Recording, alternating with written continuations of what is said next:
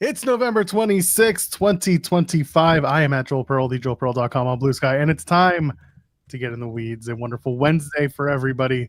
Overcast. It's weird and foggy and rainy in the city of Toronto. It's not great, but it's not snowing, and it's above 10 degrees Celsius, so I think I'm going to take it. Jeremy Lambert is here. Are you ready to take it today, buddy? How are we taking it? What? No, any way you want it. Oh, okay. No. Oh, okay. Yes. Well, any way you want it, that's the way you do it. Any way you want it. Is that the lyric? That is the lyric. I thought it was any way you want it, that's the way you need it. Oh yeah, it is any way you want it. That's the way you need Okay. All right. I know more about music than Joel. I used to play that song too on stage. No, I know more music than Joel does. I haven't been praise me for my musical knowledge. I haven't worked professionally as a musician in 4 years. The last time I played with any band of any kind was actually at your wedding. Not at your wedding, but that week. When my wife and I went to the Rock and Roll Hall of Fame, and there is a room in there where you can work with some people who work at the Rock Hall and play music with them, basically like a live bandioke type of thing. Okay. So I did that, and that was the first time I had played with a group of people in like years because of the pandemic. All right. Fair. I didn't know there was like a live music thing. Granted, I haven't been to the Rock and Roll Hall of Fame since 2016, I think, and it was very quick. Time. Yeah. I mean, maybe they had it then, but that was when I was with my ex and her mom, and that sucked. So I was trying to get out of there as quick as I could at that point. So that's when I swore off ever coming back to Ohio, and then. How'd that work out? Yeah. Just like in wrestling, never say never. The things people do for love. Yeah, you really screwed the pooch on that plan. Yeah. No, well worth it, mind you. Best decision I've ever made. Maybe not the Ohio part, but the person I am with, certainly the best decision I've ever made. But yeah, it's I swore off Ohio after that, and that lasted for about 4 or 5 years. Yeah, 4 or 5 years. I'm sure she has tabs on you right now, making sure you're not planning to jump off of anything. Or my wife? Yes.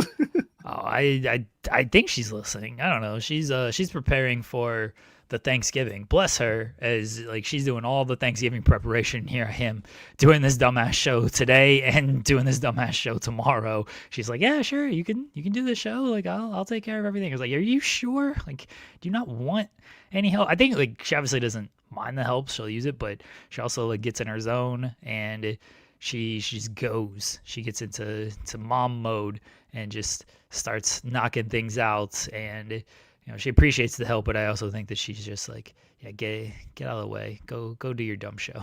So we're doing a show tomorrow. Am I in on this? Yeah, I think so. So more production meeting on air. So I talked to SB3 yesterday, and he said he could do it. I said maybe we do a 3-man for the first hour, since you got to leave after that. And then I think SB3 are going to do the second hour, me and him. And then Friday, although there is Collision on Friday, which I didn't realize. There's Collision on Thursday. There's Collision on Thursday, which means we have Collision to talk about on Friday. Wait, which I didn't realize. They're airing Collision on Thursday, not just taping it? Yeah. No, they're taping it tonight, and they're airing it tomorrow. Jesus. Yeah, because they're not airing it. SB3 and I learned this, or I learned this. I think he knew. Because they're not airing against Survivor Series, and they're not airing at like 4 o'clock because they got to run the Polar Express at 4 o'clock on TNT. Very important. Yeah. So we will actually have like Collision to talk about on Friday, but I think SB3 is going to join us for an hour on Friday. So basically for this week, you're going to get 2 hours of the 3-man team here on In the Weeds. So I think that's how we're going to do it, if everybody's okay with that. This is 3 of us yelling at each other over nothing because there's nothing to talk about. We're going to play a TikTok game on Friday. SB3 is a TikTok game. I don't know what tomorrow, like we'll have like Dynamite to talk about. I mean, you'll have nothing to add. You'll be like, yeah, good match. C2, good match. Fine match. Exactly. It's going to be like C2, one question. Which title do they get out of this? That's going to be, every match is going to be, oh yeah, great match. By the way, which title do they get when the end of this competition comes? Fine match. Everything's fine. We'll have C2 to talk about tomorrow. And then Friday, I guess because Collision is airing on Thursday, we will actually have something to talk about. We talk about Survivor Series a little bit as well. There's never any shortage of stuff to talk about. You know, I invited Kimmy on the show today, and she thought like I invited her to be like, oh, you guys don't have enough airtime to fill for 2 hours. Like, no, Kimmy, what? Do you know how many Fridays? Because only Impact runs on Thursdays, and God forbid we talk about Impact for 2 hours. Although sometimes we get really good content out of it. And I'm just gonna say they're not really running much these days, but anyway. Yeah, but like, do you know how many times when TNA hasn't run on a Thursday, and we're like, oh God, we got to do a show on Friday. What are we gonna talk about? And we just kill 2 hours of doing nothing. We don't lack for content on this show. We can make conversation out of nothing. I did not invite you on the show because like we need to fill airtime. I invited you because WrestleCade's this weekend, and I don't know if you want to come hang out. It's Thanksgiving. I'm trying to be nice about things. And she's like, well, if you need to, why don't you run a best of show if you need it? Like, no way. We don't need to fill time, Kimmy. Get out of here. And then I disinvited her. So it's all her fault. She ruined her own invite. I spoke to Kimmy earlier before the show. No, it's fine. You know what? I think that WrestleCade is going to be a very busy show for her, a very busy event, and I think that she's one of the people who has proven that she can kill it when those events happen. She does great, and she did let me know that she has to train the people that I hate the most, and that is the AEW wrestler. Well played. No, the vultures, the staff who have to stand over and make sure you're not trying to get a free look at the wrestlers sitting at their tables. You want to take a picture, $50. She gets to tell those people how to do that job. So I told her, I was like, so you're the person I'm going to hate this week. I'm not even going to WrestleCade. I'm just going to hate them from afar. When I went to WrestleCade, one of the first years that I wanted to do like an interview with Raven, and Raven was like charging like, oh, you froze. I thought you were trying to remember how much he charged you. That's amazing timing. I'm going to go. Okay, you're back. Yeah. You said it. And I thought you were trying to remember how much he was charging. Oh, no. I realized you froze. Yeah. It was like $40, I think. And I'm like, I don't need an interview with Raven that bad. Like, we'll never pay for an interview. Have we? I'll out this at this point. Statute of limitations is over at this point because I don't even see this person doing a ton of interviews. I think we've sometimes been like offered interviews and it's been like, oh, it costs this much, or we've asked for interviews and like, oh, it's cost this much. So one example is when Kid Cash announced his return. And I really wanted Kid Cash on the show because I was a big fan of him growing up. I loved him in ECW. I don't know if people remember Dice Feds playing on AOL. Did you ever get into Dice Feds, Joel? No. Okay, so it was AOL chat rooms. Are these Andrew Dice Feds? No, that would be something, I guess. It was AOL chat room though.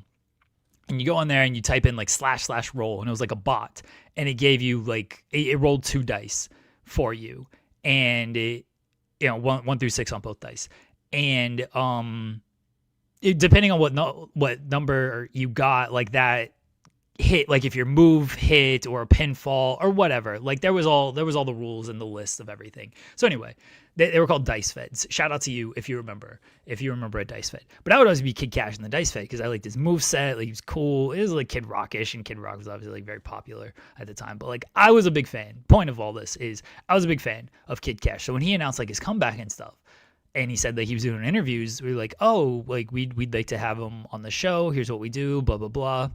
I don't read this email. Everybody. Oh God, I had forgotten about this until you mentioned it. Apologies for like airing this out, but at the same time, this was March 14th, 2025. So it was the statute of limitations is done. Has he had his last match? What's that? Has he had his last match? I don't think he's had his last match. He announced like his comeback. I don't even remember him doing much for his comeback, honestly. I wish he did more. Take a look while you're doing this. Let's see if Cage match has him. But anyway, I was like, hey, like, we'd like to come on, or we'd like you to come on. We do like 20 minutes or so, 15, 20 minutes if you're interested or available. Thank you for reaching out. My fee for a podcast is $150 per 30 minutes. Let me guess, you can book them through podstarswithaz.com. I did not reply to this email. Jesus. He wrestled 3 times this year. May, June, July. Couldn't even get April, May, June. He wrestled in April, May, at the end of May at MPW in Maine. It was Danny Adam and Kid Cash. They beat Jimmy Limits and Samuel Radcliffe. And then AEW brought him in. They called him Cash Rules Everything Around Me. That was his show. That was June. Austin James defeats Kid Cash, Slim J, and Vic Vice. Slim J was on that show. That's good. And then RWA Walking Tall in North Carolina. Mexico? What the? Okay, someone screwed that up. Anyway, North Carolina.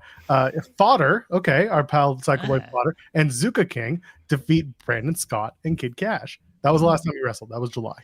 All right. Yeah. Does Kid Cash have a cameo? Let's find out. $150 for 30 minutes. Like, man. Like, I like you. I grew up a fan. You'll never, much like you'll never catch me in the Next Man sweater, you'll never catch us paying for a podcast interview. It's severely not worth it. Like, no offense to any of these wrestlers. Like if it's Cody Rhodes, I'll pay for that just for Jensen. That's the only reason I would pay for that. But for any like independent wrestler out there, it's 100% not worth it. Like we're not going to get that $150 back. You know, we're not even gonna get like $25 of that back on these interviews. So we're losing money to interview this person when we can interview a lot of people for free, easily for free. It's wild. The last interview he seems to have done was with RVD in May. Yeah, that checks out. Yeah, I bet RVD didn't get charged either. Although I'm willing to ask the question because he was with Dominic for that one. Okay. So should ask Dom. Just be like, hey, did Cash charge you for that experience? Yeah, I'm willing to bet that he did not get charged for that one, but maybe he did. Maybe he gave him the workers discount. Yeah. You know? Yeah, $25.99. Yeah. Is he? I'm wondering if is he on Podstars? Oh, the podcasters meet the stars with a Z. God, the fact that I have to do it this way is so obnoxious, and the filters. I can't even search these people. No, we're not doing this. Podstars, Kid Cash. No, although 2 years ago he did do Van Vliet as well. Oh, that was 2 years ago though. That was before like he announced his comeback. So I don't know if if Van Vliet got charged. 5 months ago, Kid Cash and Paul London. Oh my God, we had to get Paul London back and ask him about talking to Kid Cash. He's got brothers. He's got the brother gimmick. See, I did wonder because when I mentioned of like, you know, we can get these people for free if we try hard enough on some of this stuff. But like, we know enough people now to where we can at least exhaust some options. Like maybe it doesn't work out. Like unfortunately it hasn't worked out in a lot of cases where I have tried to get certain people on and just messages aren't returned, unfortunately. But like we do exhaust some options to try to get people on here. And with somebody like Kid Cash, it'd be like, yeah, could I just like reach out? My first thought is always Janela. I just like reach out to Janela and be like, hey, can you get this in contact? And Janella's probably like, yeah, sure. Like, but yeah, Paul London knows a bunch of people. MLW brings in so many people that MLW's, yeah, I'll continue to put them over with their public relations and everything. They're very kind to us.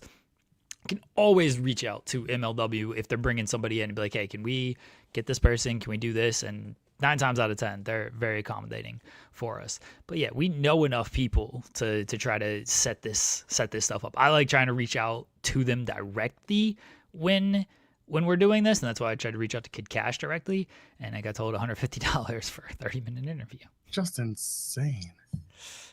Anyway, with MLW, I mean, I don't know if we're going to have anyone on before the end of the year because they don't have any shows coming up. That doesn't mean anything. Like, we can get. I know it doesn't. I know if we reach out, I'm saying they might not be like, do you? I don't know. Maybe they will. I fully love the fact that they are willing to give us whomever at our, at their discretion and ours.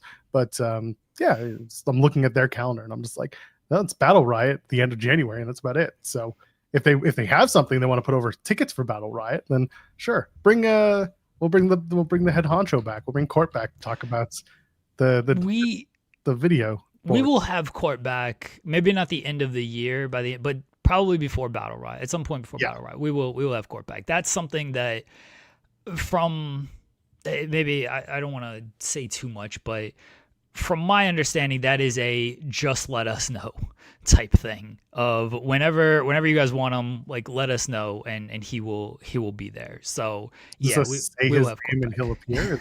I don't know if it's quite on that level, but it is because of the last time that he was on, which was very good and very last minute and everything. I think they appreciated that, and again, they either know our show or they don't know our show, which is probably for the best. But they trust our show, if nothing else.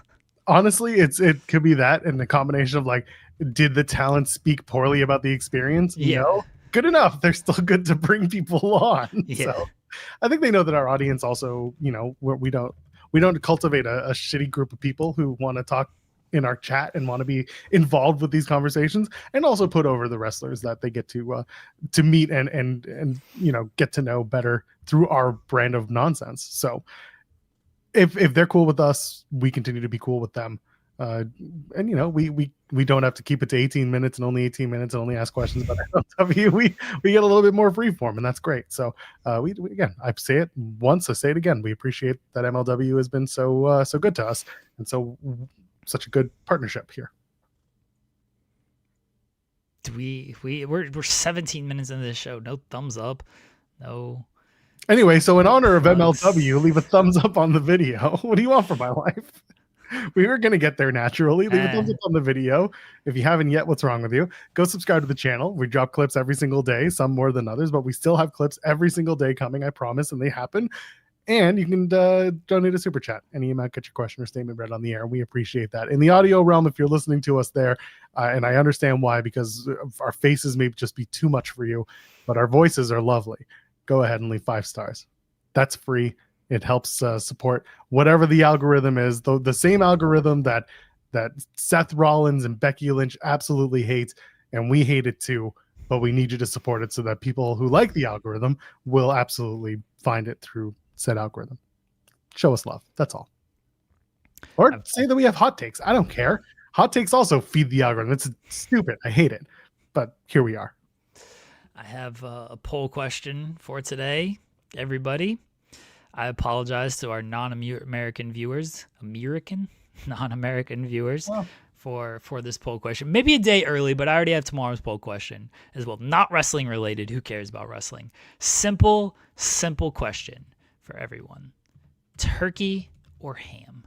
That is the question.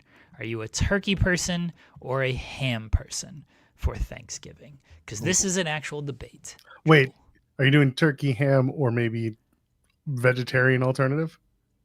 What? Some of our people are vegetarian or vegan. We should at least be mindful of that. I don't care about the people who are like duck, roast beef, all the other meats. No, but like some people. You over here just dismissing Louis and Teddy with the. Yeah, man. Got Ryan in the chat saying he's a vegan. I respect Ryan. I like Ryan. We have people who are of the vegan. Well, tomorrow's poll question will be for them when I ask about side dishes that they enjoy. Okay. But there are meat side dishes as well, aren't there? Yeah, the ones that I'm putting on there probably aren't meat related, because it's gonna be like mashed potatoes, greens, mac and cheese. Mac and cheese, you Ohioan. Yeah. So that's the one thing I talked about this years ago after your wedding.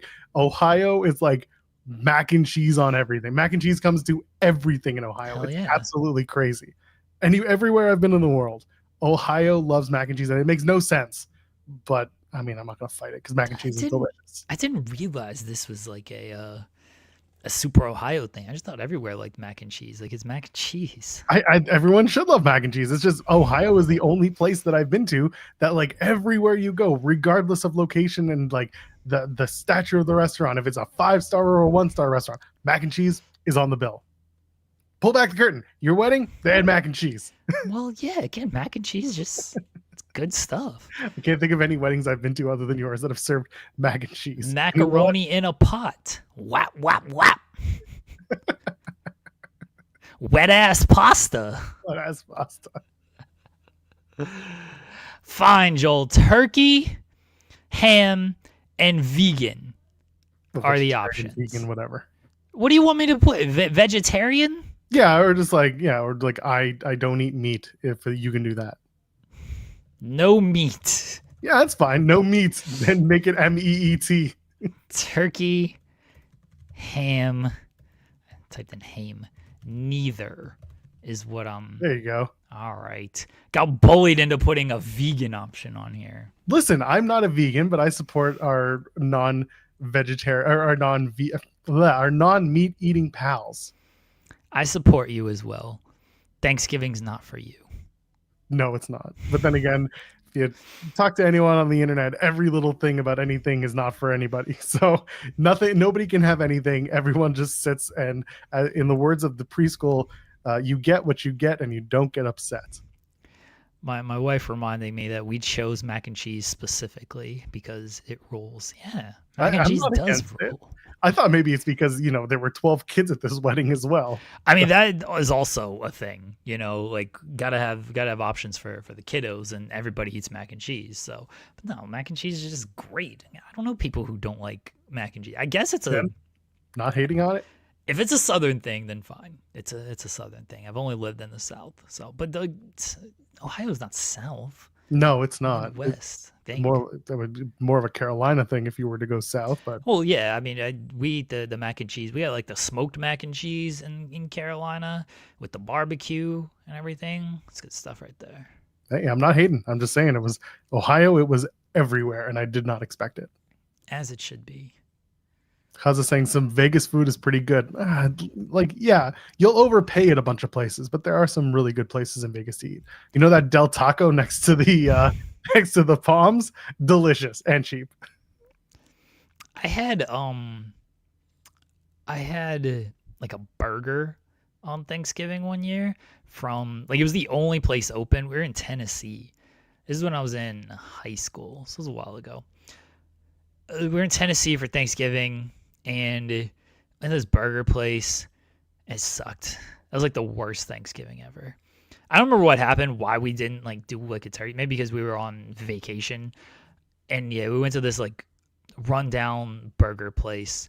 It was so terrible. I was like, who has burgers on Thanksgiving? Like, I'm not against a burger, love a good burger, but like on Thanksgiving, having especially like a terrible burger on top of that, like if it was a good one, but all right, fine, at least this was good. But like it was a shitty hamburger on Thanksgiving. I was so mad. I was like the worst Thanksgiving I've ever had. One of those dry, gross ones. Yeah, it was because maybe it's good on a different day, but on Thanksgiving, like these people probably didn't want to be there anyway. Like it got us working on a Thanksgiving, cooking burgers and everything. This sucks. So like they weren't putting their heart into it. You know what I mean? At least like spit in the burger to give it a little bit more moisture if you're going to be upset about doing it. What's wrong? No. Why not? Kaza was also trying to say vegan, not Vegas, but they both count. I like to think that Kaza was just in Vegas. I'm pretty sure. That's why I went for Vegas, because I thought that's what we were talking about. Yeah, I like to think that Kaza just like went to the Vegas Strip and had some Thanksgiving food. I like it. Yeah. Who goes to Magic City for Thanksgiving? Leave it in the comments. I know y'all out there. My favorite. So when I was in Vegas for Mania Week, anytime I took an Uber and we talked about food, because they were all like the conversation always shifted towards like the price of everything, and it was never me bringing it up. It was always the drivers, and I'm like, I'm just visiting, and I know where to eat. Like I know where I'm saving my money and where I'm spending it in Vegas. Like I got a plan. It's fine. But these drivers were just like, you want to know the best place to eat in Vegas? It's best and it's cheapest. Da, da, da, da. And I was like, sure. By the 5th time, I was wise to it, and I was like, you can tell me the pepper pot? And I'm like, yeah. How'd you know? I'm like, because you're the 5th person. You're the 5th driver to tell me to go to the pepper pot. Guess what? It's full. It's packed. I'm not waiting to go to eat at the pepper pot, which I get it. It's been an institution of Vegas for 50,000 years or whatever. I don't have time for it. I'm sure it's delicious for you. I ain't going. I don't know what the pepper pot is. Apparently it's like where Sinatra used to eat or some shit. I don't know. Okay. But I don't care. I just got to the point where I was like, whenever they asked, I almost wanted to be like the Del Taco next to the Palms, and I just leave it alone, but I just let them give me the pepper pot. And I'm like, sure, the pepper pot. They're like, you want to go? I'm like, no. No one ever asked if I wanted to go.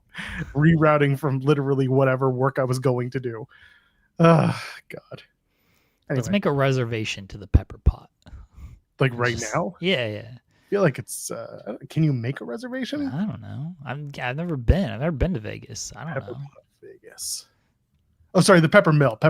Not the you had the wrong name. Whatever. It was always the same. It was always the Pepper something. It's the Pepper Mill. My bad. Peter Piper picked peppers. Photos, press, about us. I can't see a place where you can make a reservation. Walk-ins are welcome. Restaurant reservations are accepted by calling after 4 p.m. for future and present dates. Call ahead seating is available. Thursday to Sunday, they're open 24 hours. Okay. They're open until 2 a.m. Monday to Wednesday. Why am I giving them a free ad read? No, they have a locals happy hour. Maybe they'll sponsor us. I doubt it. Not after the way I spoke about it. Anyway, you didn't say anything bad about it. You just said you weren't gonna wait for it. Yeah, that's true, man. Vegas is a weird. It's after 4 technically. What? It's after 4 somewhere. Well, I mean, it's technically after 4. After 4 yesterday, but still after 4. They've closed. Therefore, the thing resets. Cowardly. They should stay open. Just the way it goes. Pepper Pot was Iron Man's wife. You're right. Is that Pepper Pot or Pepper Potter? I never watched those movies. Wasn't Gwyneth Paltrow? Pepper Potts. She play? Pepper Potts. Yeah, that was played by Paltrow. Pretty sure. Maybe it was Paltrow. Yeah. You're right. Yeah. Gwyneth Paltrow. Yeah. I never watched it, but I knew she was the Iron Man's wife. We've all been the Iron Man's mistress. Are those movies any good, Iron Man? No. Oh, okay. I don't know. Someone probably liked it. I think the first one was good, maybe, and the second one was good. And then I personally dropped off. I was done after that. Does Gwyneth Paltrow have vagina scented? Oh, have you not heard of Goop? Brother, you've got to catch up. We've got to get Vinny back on to talk about this. We do have to get Vinny back on for this. By the way, so C. Delgado sent a super chat earlier saying, Jeremy, Kid Cash used to hang out with us at IHOP after weekly TNA shows bitching about creative and management. So he had problems with Jerry and Jeff Jarrett. Who would have thought?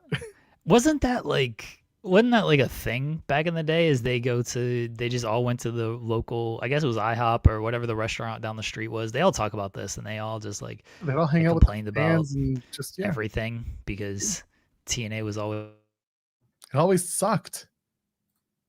I love covering TNA. Because it always sucked in one way, shape, or form. Okay. Come back to me. All right. So wasn't that always a thing? Is they would go to the local wherever and just hang out after the shows and get food, and I assume just bitch about things because why wouldn't you bitch about things? Yeah, they got us saying it was a thing. Yeah. A lot of wrestlers have talked about it. They used to always go there and just get food and complain about everything, which fair respect. Yeah, right, hold on, what is Goop? Territory? Oh, really? You don't want to know. I think I do, honestly. It's a candle that was supposed to smell like her. Why would you want a candle that smells like Gwyneth Paltrow? Why would you want bathwater from some YouTuber's bath? I mean, fair, I guess. Didn't she named her kid Apple, right? That was Gwyneth Paltrow. Wasn't that her and Chris Martin? Yep. Right? Ruined everything. Yeah, Coldplay singer. Yeah. Listen, I know, Volov, I know it's more than that. I'm just trying to get this out. I'm just trying to get this out of conversation and not fully... Wait, Fabergé eggs for your vagina? You had to open your mouth, Olive. You had to open your mouth. I'm on the website now. I'm on the Goop site. This shit's expensive. Why don't you share the screen while you're at it? Okay, hold on. All right. You people have opened up the Pandora's Goop Beauty, everybody. You've opened up Goop Dora's box. All right, let's see what Gwyneth's picks are.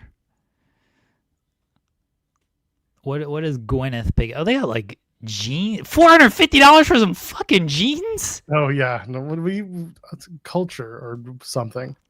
My wife is stunned that I've never heard of. My wife said, "You've never heard of her candles? What internet are you on?"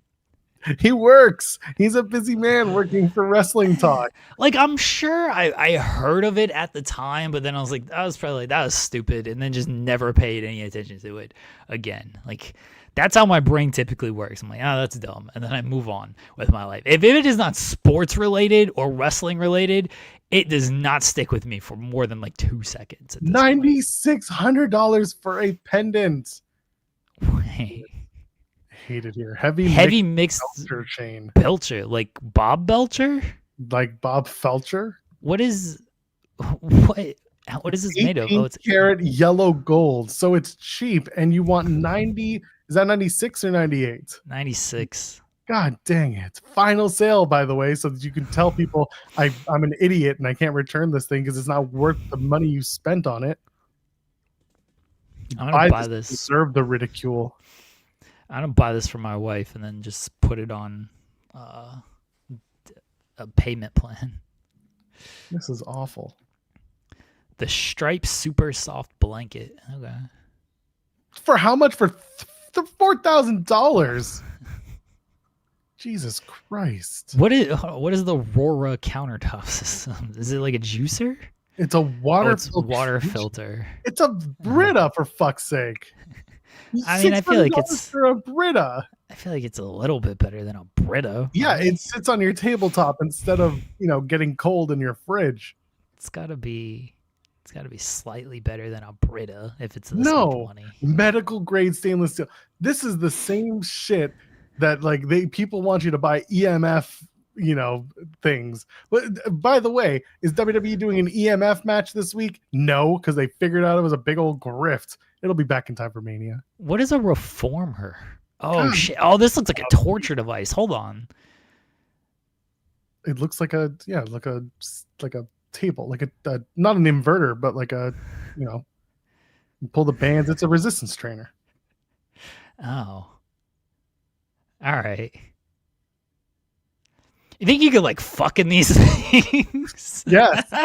It won't feel good, but you can. They offer 150 pounds of resistance. Okay. And it's 65 pounds for this thing, but apparently you can move it around. You can slide it under your bed. It's fine. Sure. Good luck pulling it out first. That's what it's a folding reformer. Well, you pull it out and then you don't pull out. All right, move on to the next stupid thing. And you can use the oak serving board with your reformer. $250 for a brother. We need to eat the rich. What are these earbuds for $350? Are they? Why are they shaped like? Hold on, one of those was an AirPod. Were they trying to show the difference or the sizes? Yeah, they're trying to compare the sizes. I was like, why are you shaping AirPods here? What? No, I couldn't wear these things in my ear like that. Why are they wearing them when they're sleeping? Get out of here. Because people are weird. They're miracle. Oh, they are a miracle for sleep. Sure. Okay. Bose. They're like earplugs. Founded by 3 Bose engineers. $50 so that the Bose engineers that got hired and then fired the next day because people were like dumb. They got good ratings. Let's read some reviews. These are all horseshit. What's the 1-star review? That's I'm all. Trying to click. I'm trying to click. It doesn't. You gotta go down and then pick it. Go by rating. You go filter. I did. There it is. No. There's. Why am I pointing at the screen as if you can see it? There's a drop down menu. That one. I got it. No, see, it doesn't. Someone just show. put it at 1 star. Yeah. All right. Let's read some reviews of Goop. The stack weight, is that like a shake weight? It looks like a shake weight. No, but it looks like it comes undone. Why don't you look at the sex oil next to it? Well, Goop Wellness Sex Oil. Okay. It's a lube, isn't it? All right. Moisturizer. Just rub it down so you can get rubbed down. I guess. All right, let's see the 1-star reviews on drying oil and should not be considered. This oil is drying and does not fit the bill. Don't buy.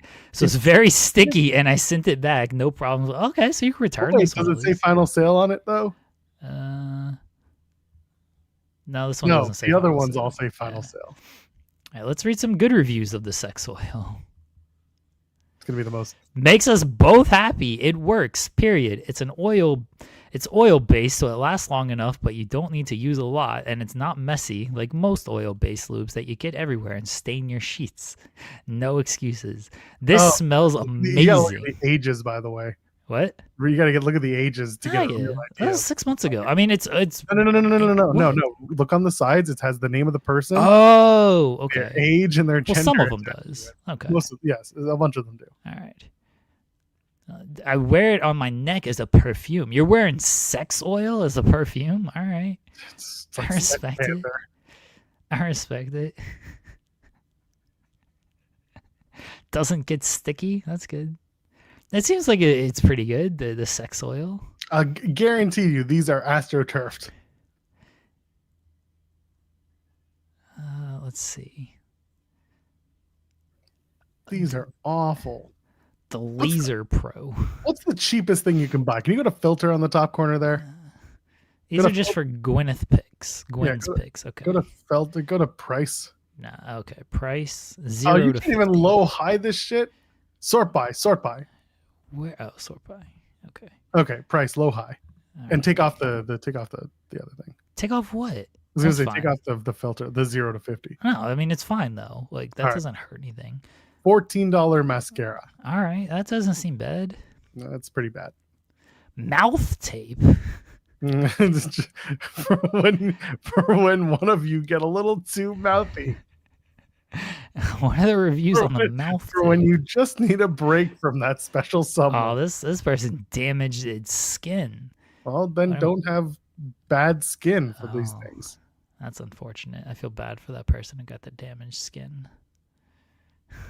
Someone's Delgado saying, judging by the talk this morning, NXT must have been crap. No, we just already spoiled it because they taped it last week.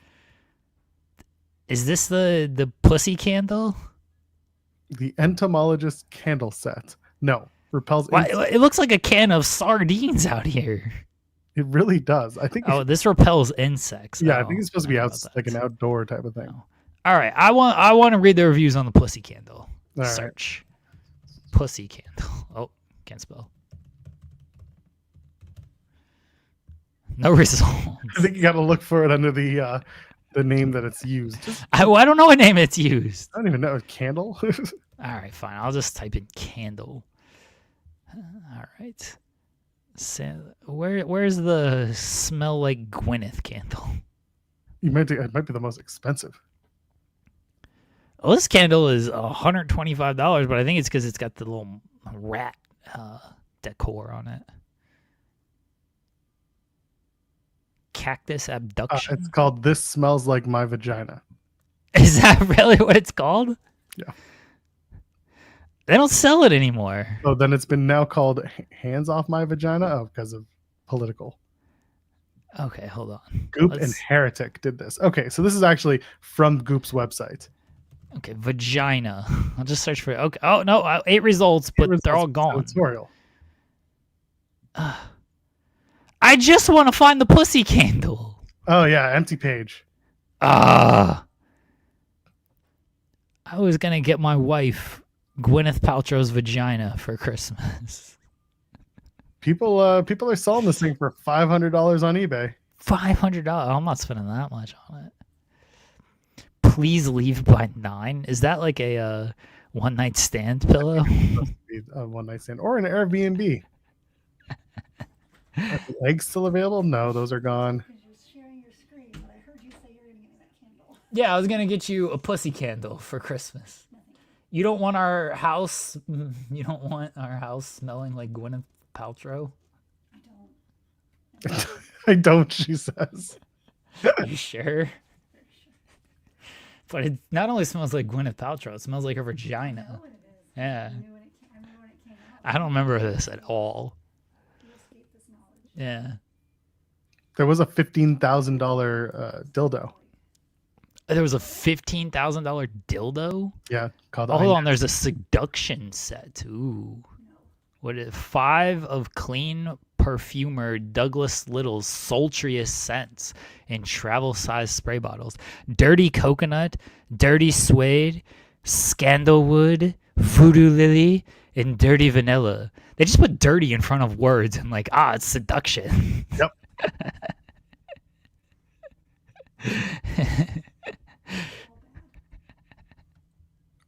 This is awful. Oh, nothing about this is good. What is this Bala bottle? You can put like your phone on it? That seems dumb. I don't think it's that. Oh my god, yes it is. That's dumb. Yeah, see, you could put. That's what I'm saying. Like you can put your phone on it. Oh my god, that's for people who really have no life. I just wanted to try to get. There's a camo toothbrush. What $30 for a toothbrush? Better brush. Why is it better? I'm gonna brush my dick. Look, what are we doing here? Wait, what are you trying to brush your dick I for? don't know. Joel? I don't know. Has a gums and bristle thing? I don't know. Why are you using a toothbrush on your dick? Sometimes you just need a different feeling. That sounds terrible. The hot fudge trio. Is it hot fudge or is it candles? Handmade these toppings. Oh no, they're toppings. These are ice cream flavors. Oh, Yeah, they're toppings for ice cream. Okay. Yeah, okay. All right. $40, Ned. Original hot candy fudge, peppermint hot fudge. We got to get off of this thing. I don't mean get a stand mixer. What is this? $730? Is that how much it was? Go up. Go up. What? Okay. There was a standing mixer. Keep going. Keep going. There it is. Oh, right there. Retro $750 for a dumb. Let's see what the most expensive item on the shop Yes. is. Go ahead. All right. I want like all the items. Whatever. Oh my gosh. Goop, quit being so difficult. I'm trying to buy your most expensive item. Shop. But that's like the pre-cyber sale though. I want like every single item listed. That's the thing. Okay, hold on. Shop. Let's just go to beauty. Shop all beauty. Sure. Okay. All right. I feel like we're not going to get what we wanted out of this. The most expensive item is the Laser Pro Huh. for $6,000. All right. What's the most expensive item in? Let's see. In fashion. What's the highest thing we can buy in the fashion? Oh, a chain bracelet for $40,000. Fuck you. I hate this. Look at this thing. What kind of diamonds are those? Each beveled edge link is enhanced by a pair of diamonds set into the angled ends. Ooh. All right. Well, their vibrator collection now tops out at $400. That's it? Yeah. That's pretty cheap. Well, I'm looking at 40,000 over here. Oh, this ring spins? That's pretty sweet. This is what if we got the 10,000 for me blading, I would have bought this spinning ring. Sounds about right. Look at this thing. That's pretty dope. So stupid. I want to see it spinning in action though. All right, I'm done looking for myself. What were you looking for, Joel? I was trying to see if I could pull up the all option. Oh, that's fine. Louis sent us $2 for being absolute dorks. All right, we're gonna buy some vagina candles at some point. Well, I'm glad I learned about the goop. Well, all right, last one. Wellness. Let's see the most expensive thing. Is this a vibrator? Oh, it is. Yeah, there are a bunch of those. Hold on. This is a good one. Ryan saying we need someone at WrestleCade to find the most out-of-pocket merch being sold by a wrestler. Oh. I think that does. There's a lot of those. There is. Remember when Jordan Grace used to sell the DM books? Those were great. Yeah. You can get a sauna. All right, there's the folding sex chamber there. A rainbow mat. There's a full spectrum sauna. An infrared sauna, which, by the way, they don't do shit. So don't waste your money. What a hater Joel is. Sure, go to your infrared sauna later on today. Infrared blanket. It's a lot of infrared stuff. Full body intelligent test. Oh, look at these vibrators. I already looked at them. Like I said, tops out of $500. There's a $500 one. Where's the $500 one? It's up there. It was that one. Oh no, 400. Sorry, tops 400. Oh, I didn't realize that was a vibrator. Oh, let's see the reviews for it, folks. You're not gonna get this kind of content from Busted Open. It got good reviews. It's got a lot of reviews. Doesn't mean they're all good. Some of them are astroturfed. Bringing new hope to marriage love life. I bought this due to no intimacy in 3 years. Aw. I felt I was dead down there before we had to quit. The pain was excruciating.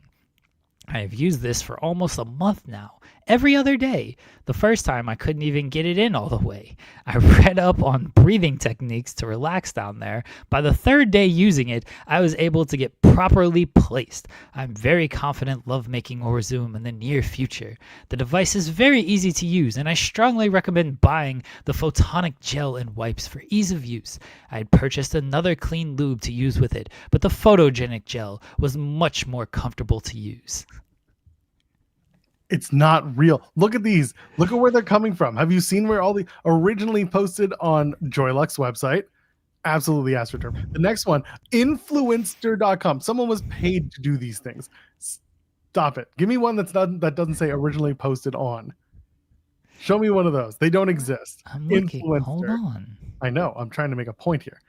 Influencer, Joylux, influencer, Joylux, influencer, Joylux. We should buy this for you, Joel, and you can review it. Not happening. If this company has $500 to drop on this, they have $500 they can just drop into my PayPal instead. Can we write this off? No.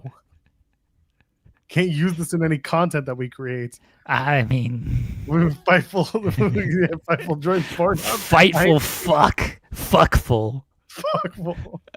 Our OnlyFans about to pop off. Notice how you're not seeing anything. I'm not, unfortunately. Yes.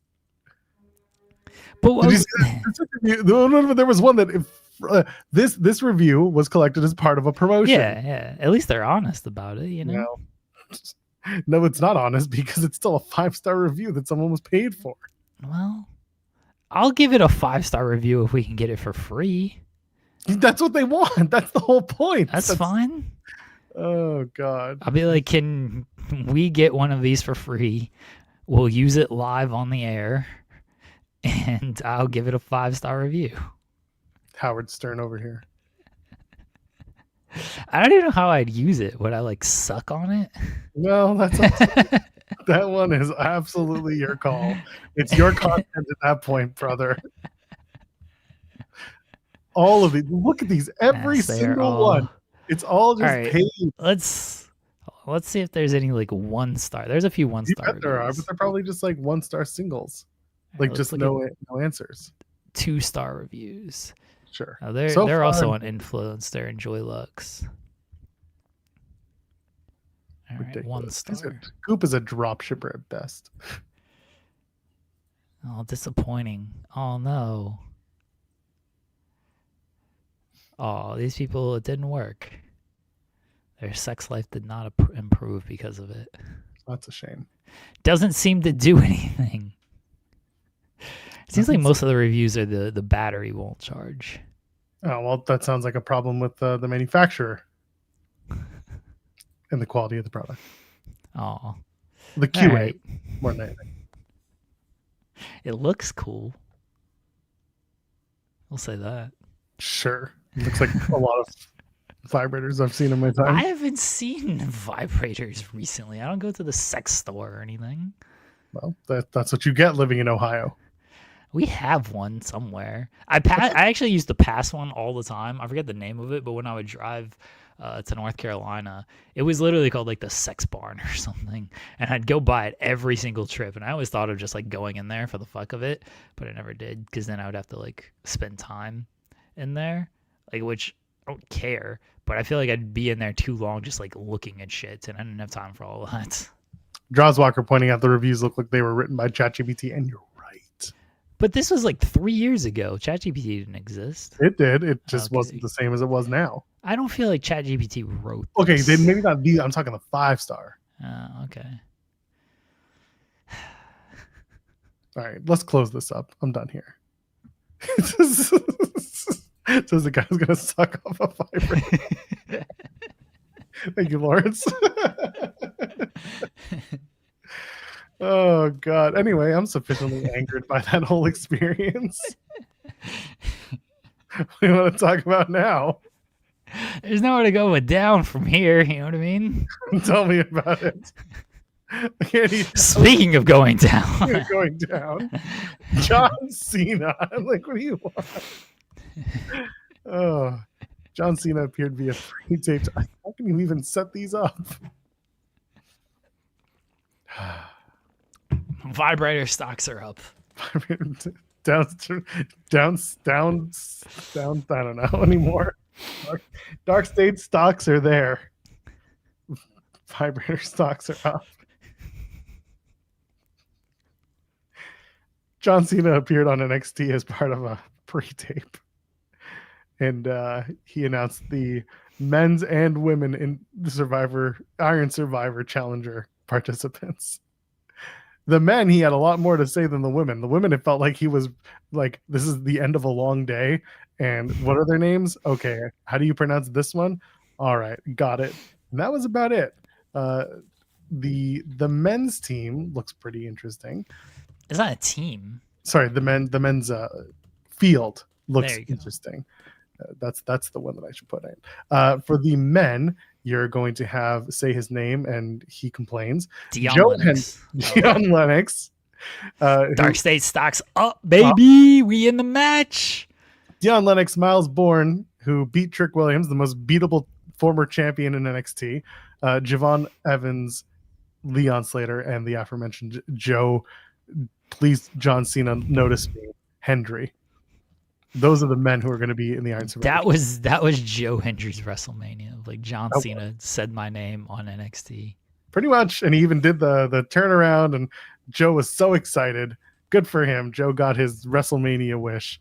And for the women, Sol Ruka, Lola Vice, Kalani Jordan, Jordan Grace, Kendall Gray. Those are the women who are going to be part of the Women's Iron Survivor Challenge.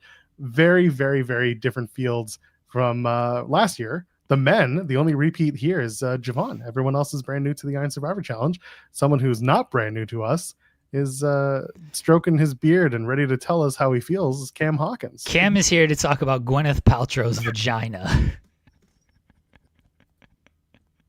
Is there anything smelling sweeter? No. Wasn't she like selling it via like soap or perfume? Yeah. Oh, we just went through the whole website for about 40 minutes and looked at all the various items she has. I'm trying to buy a vibrator to use on this show, but no one will fund my $500 vibrator. Never has like. Imagine they chop your head off in a movie and put it in a box, and everybody's like, "Yes, we needed that to happen." Like the absolute worst thing that could happen to the protagonist. Like, you know what? You married Gwyneth Paltrow. They could not have named her anything like more pretentious and off-putting. And she's a perfectly good actress. It's a shame, really. If her name was Tiffany Brooks, you know, she'd be a lot more likable. I think I've watched something with Tiffany Brooks in it. Oh wow! I thought I pulled that name out of nowhere. Anyway. No, you never pull it out of nowhere again. Actually, there's always a reference point. Is an American interior designer and TV personality. Oh man! Hi guys, how are you? He's on HGTV. Yeah, shout out to Listen, man. I don't know like what marketing person told the dentist office to like put HGTV on when they're like, you know, taking a drill to your mouth, but it works, man. It's coming. Yeah. You're already enraged about the house prices. May as well look at all these people trying to pick 3 of them.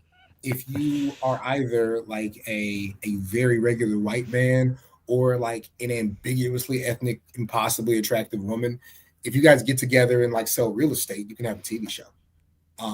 It just works every time. I don't know. They're just good at selling stuff. White people do be selling things. White people do be selling. Boy, white people mad at me this week. I don't know. Why? White people mad at me. Indian people mad at me. It's a lot going on right now, man. Why are you always making people mad, Cam? I think I make people mad because when I talk about the things that I would do, they interpret it as the things that everyone should do. And I don't think everybody should do the things that I do because everybody can't do what I do. For better or for worse, they can't do that. I said, I don't want to talk to white people who aren't around. I didn't say white people. See, now I got the internet speaking for me. As is tradition, yes. I said, if you don't spend time around Black people, I don't really want to talk to you about Black art. And somehow that's offensive. They said they called me a white nationalist. Called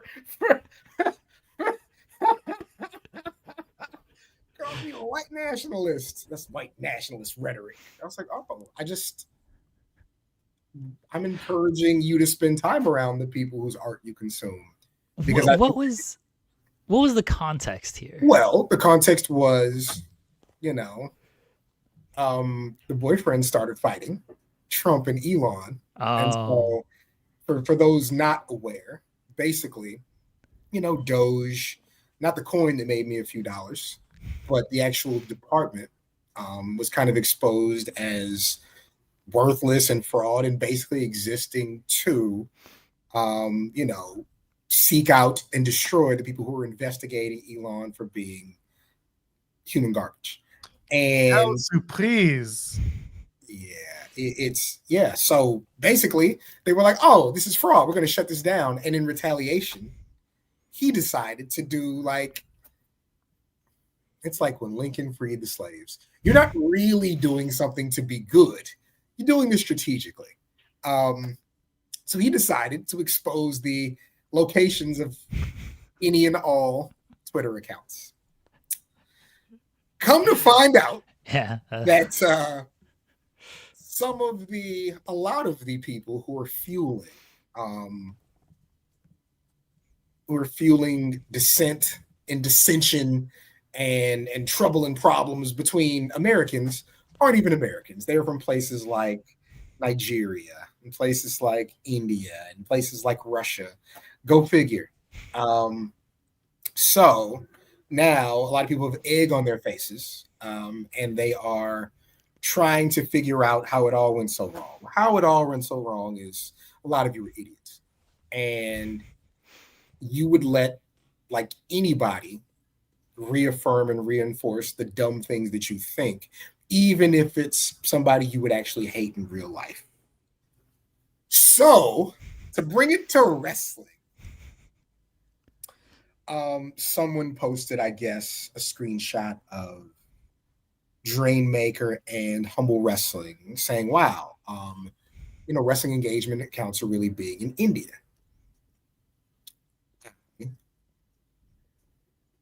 Did not directly say anything about where these accounts come from. What I did say is this. It made a lot of sense to me why an account like Drainmaker can, number one, exist, but number two, not feel the shame of fucking us. Because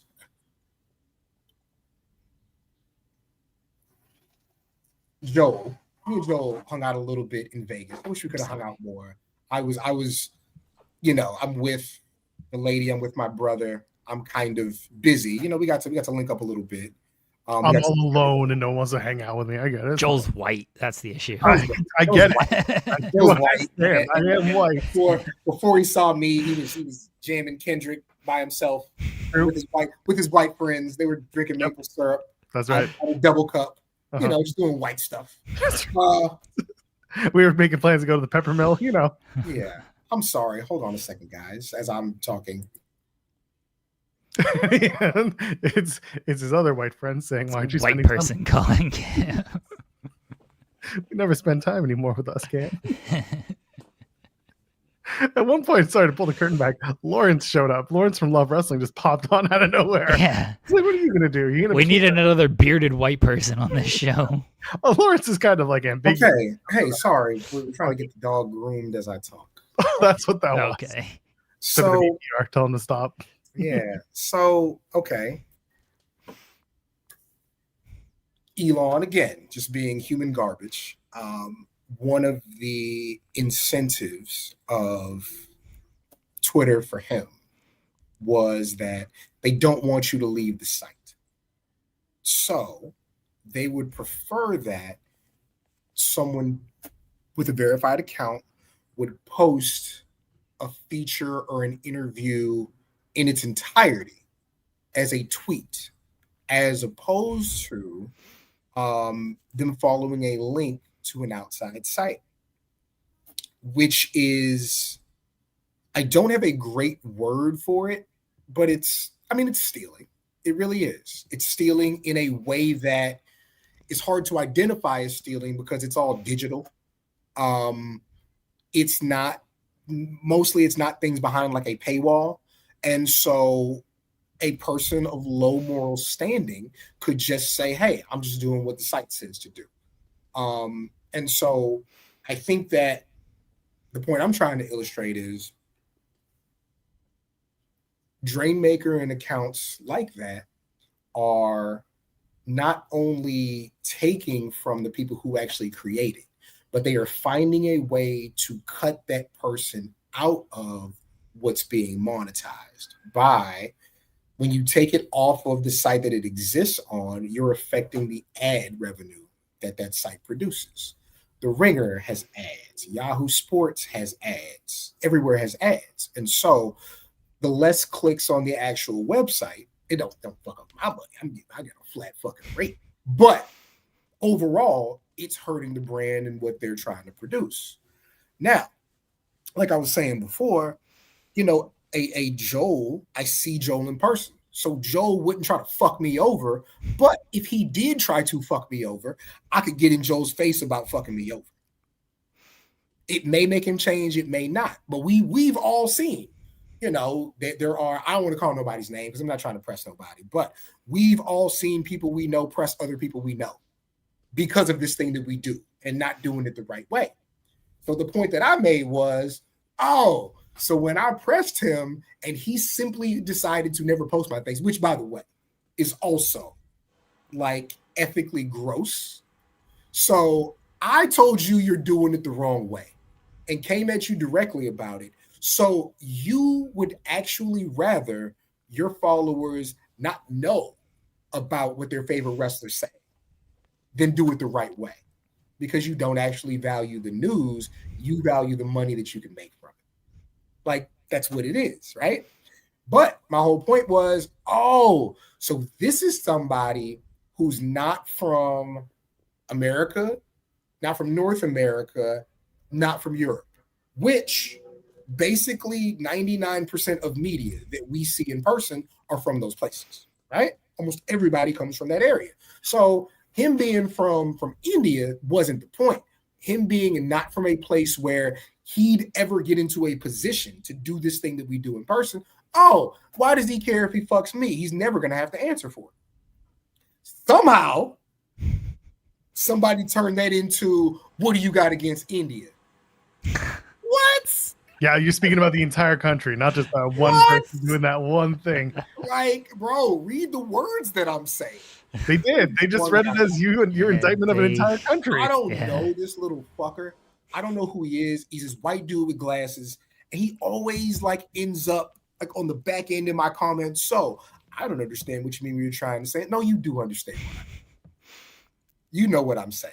They've been trying to get me. They've been trying to get me. Sports Kita, look, when trash. Again, I don't know how much more plainly to say this. It's not an indictment on a specific country. It is an indictment on a place where you will never be doing this thing in person. You will never be at risk of being around the people that you were disrespecting and taking from. And that can be from wherever. Pick a spot on the globe. I don't give a fuck.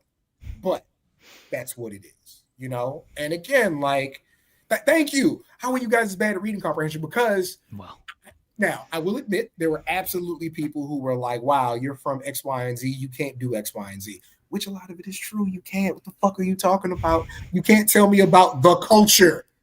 The fucking culture. When you never seen a black person outside of your screen talking about the culture. Yeah, no. But yeah, no, I and then the worst part of it, and then I'm gonna go find these shot records so the baby can get his nails cut. The worst part of it, I don't understand what that guy's doing wrong. He's good with me. You don't do the fucking job, you loser. Like, there's no other way to say it. No, why would you be offended when it doesn't affect you? But people do this thing where, I mean, I don't have a problem with him. What does it have to do with you? It's not about you. It's about the people who produce the stuff that you like.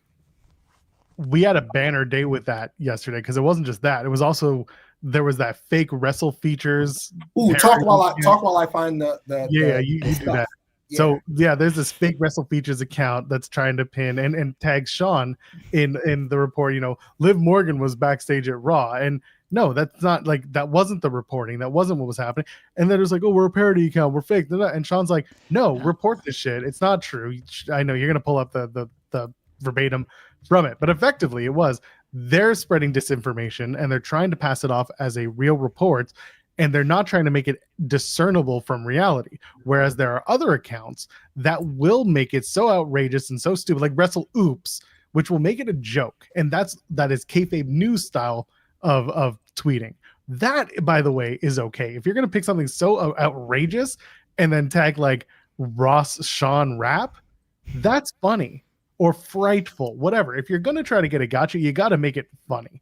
And you got to make it like believably crazy. What this person was doing was try to pass off a joke as legitimate information, and people who don't read or have poor reading comprehension or are just looking in passing are taking this as the news or taking this as a report. And then the blowback that we get when the fake thing that they read is not the reality of it, and then they attribute it back to what is alleged to have come from us, from our outlet, that looks bad on us for something we didn't even do. Mm-hmm. Okay, couple things. The actual tweet, because if they had just reported Liv Morgan was backstage at Raw, I'm not saying that is what Sean reported, but the report Sean put out there was Liv Morgan, AJ, Roman were scheduled to fly in for tonight's Raw in New York City, and that, of course, Roman and AJ did appear on that Raw. Liv shot the WrestleMania 42 commercial when it came on to that. So she may or may not have been backstage. That's still not great. It's not exactly what we reported, but super egregious. No, I don't think it's super egregious. The report was Liv Morgan is expected to return tonight at WWE Raw, which that is very egregious because now it makes it seem like, oh, she's going to be on the show, which obviously was never reported. It was just the report was expected to fly in for Raw.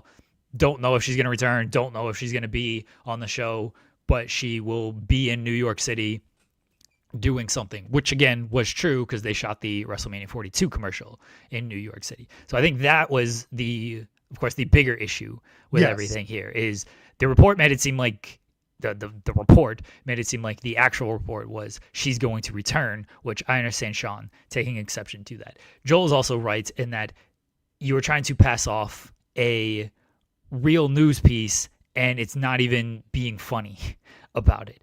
I blame NBA Central for all of this because yes. that account was hilarious. And then now everybody is kind of learning, like, it's Woj 3 months early on everything because everything Central reports happens. It just happens 3 months later. But like that account was just doing like fake news kind of stuff. And you could tell it was fake news, but also a lot of people got by it. But if you really looked at it, it's like, oh yeah, that makes sense that this is not real news. And then it's Central and okay, yeah, I got by this whole thing. But they were doing fake news stuff, not real news reports. everybody wants to be Sentinel, and no one actually has the game of Sentinel.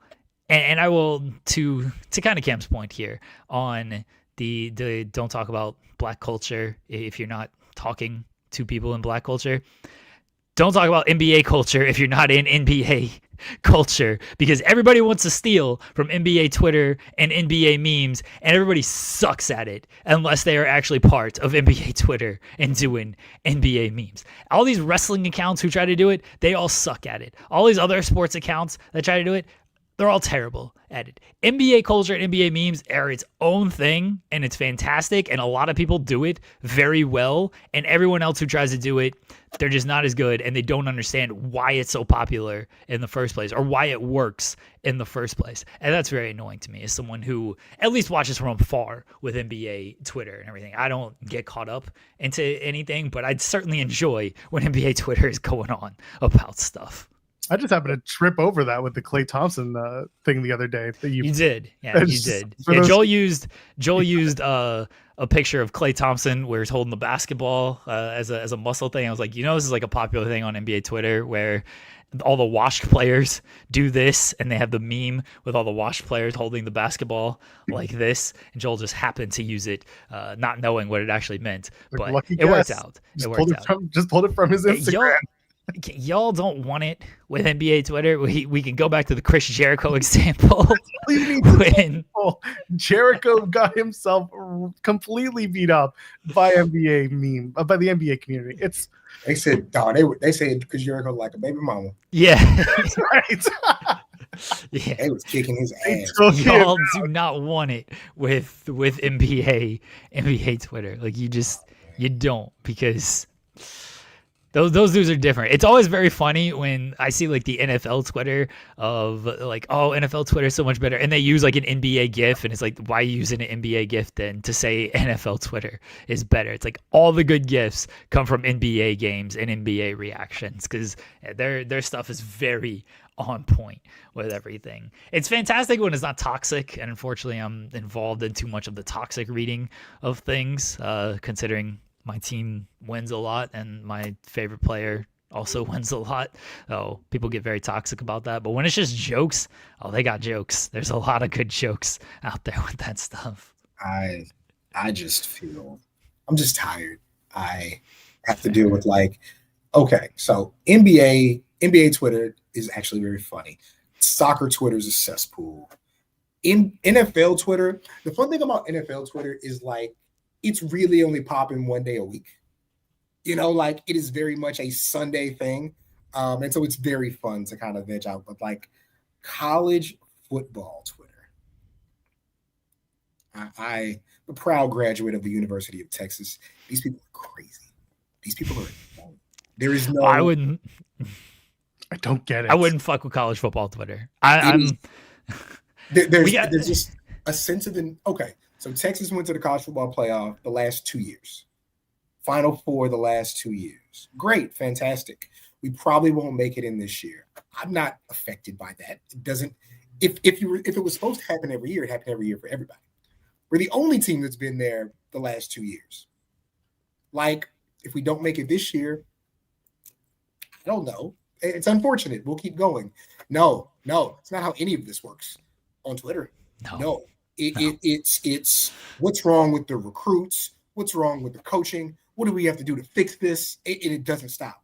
It is and that's just Texas is Texas. That's not even what Alabama. I couldn't imagine being an Alabama fan. It don't stop. It just if Ohio State, who won the national title and is undefeated, if they lose to Michigan this weekend. They are calling for Ryan Day's job. I have a point. You can't lose to Michigan. A second. So you got it. Okay, yeah, Ohio State, Michigan is this weekend, and I made the grave mistake. I'll put some of the blame on myself here. Last year, Ohio State and Michigan, it happens every year. So I live in Ohio. I have no allegiance to Ohio State. I have no allegiance to any college football team. I like watching good games and just like entertaining games, right? I don't care who wins and loses. Give me a fun, entertaining game. That's cool to me. So last year we do Ohio State and Michigan wins, and everybody, it's a down year for Michigan. It's like, oh shit, how did Michigan win this game and everything? And then like a big fight breaks out after the game between the two sides. And I think I tweeted something like, I got no rooting interest in this game, but it's funny to me to see like them fighting after the game. Like, it's entertaining on a Saturday. Oh, that was a mistake, because Ohio State fans found that one and was like, I hope your day gets ruined by everything, saying that Ohio State losing and you live in Ohio, but you don't have a rooting interest. Like, you got to take this seriously. And also, I'm like, oh yeah, my bad. I was like, I apologize. I should not have overstepped that line there, and I will not tweet about Ohio State and Michigan this year, because whether Ohio State wins or loses, I don't need Michigan fans coming after me. I don't need Ohio State fans coming after me. But yeah, it is different with college football Twitter. They will find that shit. Texas is playing the undefeated Texas A&M team in Austin on Friday. While Twitter is crazy, I can't lie. It is going to affect the rest of my year, because I hate Texas A&M. You know how much I hate Texas A&M? I got a full scholarship to Texas A&M and didn't go because I hate Texas A&M. It is. I hate their colors. I hate their stadium. I hate their co-eds. I hate their stupid fake police ROTC. I hate the city they're in. I hate everything about them. Very nice on-campus hotel, I must say. Very, very nice. Always one thing. Hate everything about them. Yeah. That's a different level of Twitter. But wrestling Twitter, oh God. I just,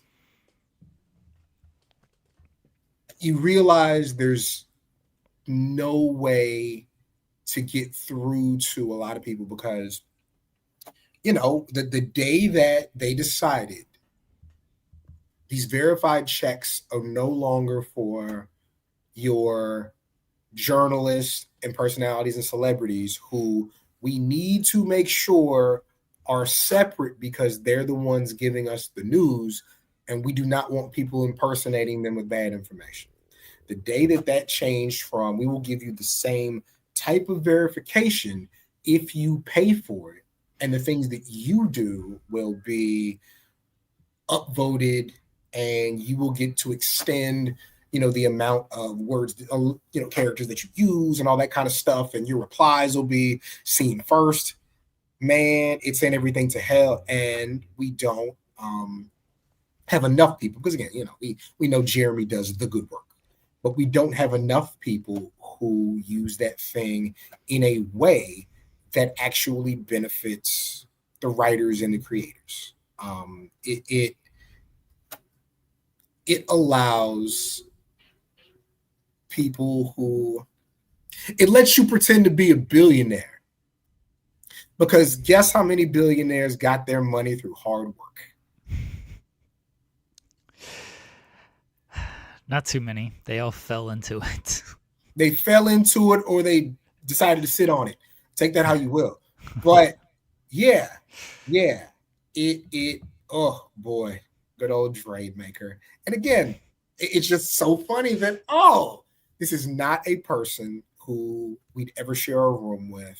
So why would they feel the need to do right by people, other than you should just feel the need to do right by people?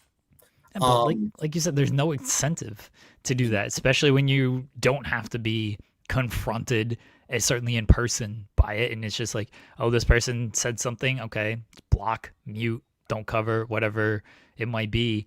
And I mean, you mentioned the verification stuff and how that, just any type of revenue changed anything. Like, the fact that people make money off of this stuff is very upsetting, because Drainmaker probably makes more for all of our work than we make for all of our work. It's like, you don't do anything but copy and paste all of this stuff. But because Twitter does this dumb program where people who get engagement get money, like they have no incentive to stop and do it the right way. It's like, well, I'm making a couple $100 off of this. Are you guys trying to say that the guy who runs this website is incentivizing people to copy and paste the work to get rich? Well, where would they ever get the idea to do something like that? Why would they ever, in a million years, think that taking someone else's work and profiting from it would be the way in which to earn money? It is. It's a conundrum. It is. Wrapped in enigma. Don't go to the Wikipedia Tesla page. Don't do that. Oh my god.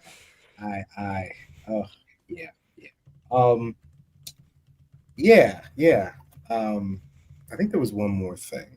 That guy who had his dead wife come up for you, brother. What's wrong with you? Why are you invoking people's dead wives, Cam? Listen, man, his dead black wife. No, it was a twofer.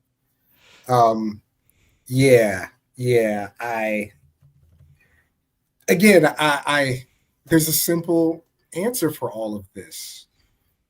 Why wouldn't you want to be around black people? Like, I was blessed enough to grow up in Texas. You know, you hear Tejano music, and it's like, this is dope. You know when Tejano music is really dope? When you're around the Mexican people who made it. It's a special feeling. It's an understanding of what you're doing. It's a feeling of what the culture is. Like, there's something special about that. I just think that, like, me saying, like, wow, you should value the people who make things. I don't see why that would offend you unless you don't want to be around the people who make things. But you know, I talking about like the verified stuff. That's one reason. Oh, that's what I wanted to say. One reason why I really respect my boss, because he's fearless, because he has spent his life saying exactly what he thinks about people who could beat him up and would probably just do it on a whim. And he's like, you know what? I'm going to do my diligence and speak my truth, and salute to him for that. I didn't get to talk about him and Tony chopping it up, you know, which was really cool. And I like to think in a very, very, very small way, that, you know, when I came into the fold, when we were talking about getting this thing off the ground, I was very clear that, like, I'm going to cover AEW too. Like, you know, it was WWE who recommended me for the job, but I was very clear, like, I'm gonna, you know, I don't know what y'all got going on, but that should not have anything to do with the news and the wrestlers who wrestle. Like, they're a very important part of the American wrestling scene, the wrestling scene overall. You know, those are stories that need to be told. This shouldn't just be, and it was never said to me, but it shouldn't just be a WWE-centric outlet. And there was never any pushback. Like, there was never any idea of, you know, me and Tony had a bad experience, so we're going to nix. No, it was always good. But I like to think, you know, guys like me, guys like Raj, you know, everybody else on the team, who make it a point to seek out and speak with AEW talent and cover AEW stories. I like to think that, you know, we played a very small role in those two getting together and being able to have a good conversation and really discuss, you know, the goings on, and hopefully that thing continues to build, because, you know, this thing is not about wrestling companies. This thing is about the wrestlers, and the wrestlers are everywhere. So, yeah. I'm just happy that Tony got to be in the best lit studio in all of wrestling interview spaces. He was very big on those lights. He liked the way it looked. They had fun, man. They had fun. I don't think Ariel was wrong when he said, you know, the two of them in a different situation would be closer, because I think they do share a lot of similarities, for better or worse. Like, they do see things similarly. They just don't always see it from the same, you know, sides of the coin. And for that, like, you saw it in the interview. He asked the questions, Tony answered. They both have their own little, like, mental proclivities that make them different, and they can be oil and water, but like you can see where they can get along. They very staunchly support the football teams they support, both European and American, like, and they both love wrestling, and they both just love wrestling from very different perspectives. So like I walked in and I was watching the interview, not literally walking in. I walked into it just being like, yeah, no, I see where everything kind of fell apart, but also I see where there's no reason they couldn't still get along. And Helwani was good enough to want to continue that relationship and rebuild it, and Tony was good enough to also want to rebuild it and work with it. So I kudos to them both. Now he's having Vince Russo on his show today. Oh, son of a bitch! It's all downhill. Wait, he's doing what? Yeah. I'm flying to New York. I'm out of here, man. Let me go get on the plane now. Would you tell him he could be on our show? Why does he have to be on that? Why does he have to invite Russo there when he could just Helwani could just come to us? I got I'll probably, if it's not, I mean, you guys will be off the air. I got a feature coming out that we've been working on for a couple of weeks, as a matter of fact. Had a really cool conversation with Aleister Black a couple of weeks back, and it was really interesting hearing his perspective on what he wants to present as a wrestler, both in the ring and outside of the ring. Absolutely one of my favorites from that NXT, Black and Gold era. He was doing amazing work. So yeah, we had a really, really cool conversation. One of the few times where it wasn't like me reaching out. It wasn't even WWPR reaching out. It was actually his team. And so I think he did something with my man Ricocchino. They did like a 3-part long conversation, which was really cool. So yeah, man. I think that's going to be really cool. I don't know if that's going to be today or Friday. So look out for that. But yeah, man. I got 3 more students before I hit the road. Am I going to Deadline? Yes. And hey, if you're going to Deadline, if you're in San Antonio that day, holla at me. I'm actually having my birthday party that afternoon before the show. So you want to come get some brisket? You want to have a little hen before you hit the show? If you're not driving, holla at me, man. Do you do mac and cheese, Cam? No, I'm not a cheese guy. Oh, okay. My mother actually makes fantastic macaroni and cheese, which is good, but like I also don't like it. I'm not a macaroni and cheese guy. Am I allowed to ask WWE talent and former AEW talent about AEW? Yes, contextually. For example, like with an Aleister Black, it was, he was able to continue the story from WWE to AEW as far as like the eye thing and all that. Like we did get to talk about that, but it varies how deep you go into it. It depends on the talent. Like you would understand, like if it was an Andrade, why that might not work. Like for lack of a better person. How you mean? You understand with CM Punk why even if I ask about it, it would be limited what we talk about or what you might actually see from a feature. It absolutely depends on the talent. I try to work it in because I always think that like company to company, it is a part of the talent story. But how deep you get into it depends on their individual relationships and situations. I think also with you have such a focus of the feature and such a story to tell with the feature that you're not just going to ask about the other promotion just to ask about the other promotion if it doesn't fit with the overall story that you were going for in the feature that you were writing, compared to like, a 50-minute sit-down interview where you're just hitting a bunch of different topics and then, okay, well, this is part of your career. Let's talk about this part of your career. Yeah, exactly. It's a little more formulaic in that I have an idea of where I want to go. I also have an idea of, I think I could say this, and this is not like stepping on toes. One of the questions that I had laid out, because again, it's his team, it's a little different. They want the questions beforehand, which I don't like doing, but I understand, that these, when it's your team, their jobs are on the line with how they interact with the person they're representing. Totally get it, right? Of course, one of the questions I proposed was how you feel about the idea that you didn't want to do jobs or whatever in AEW, right? Didn't want to get into it. Cool. not for me to press.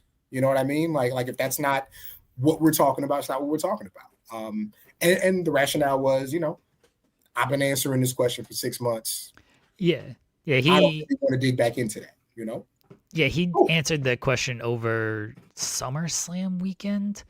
I think he did it. He did an interview with the Ringer, and he was at, I think it was Masked Man show, and yeah, he got into it then. And that's the thing, like a lot of these times, like they've probably answered it before. And this is what I appreciate about you and the way you take a story driven approach to your features is you're asking questions that have not been asked a million times. Because if you just do like a 20-30 minute sit down interview with somebody, unless it's like their first one, like you're probably asking questions that they've already been asked before and have gotten into it. And then by that point, it's like, all right, I've answered this before. I really don't feel like answering this again. And then, of course, people are like, why do they keep talking about this? Why do they keep talking? It's like, well, because they were fucking asked.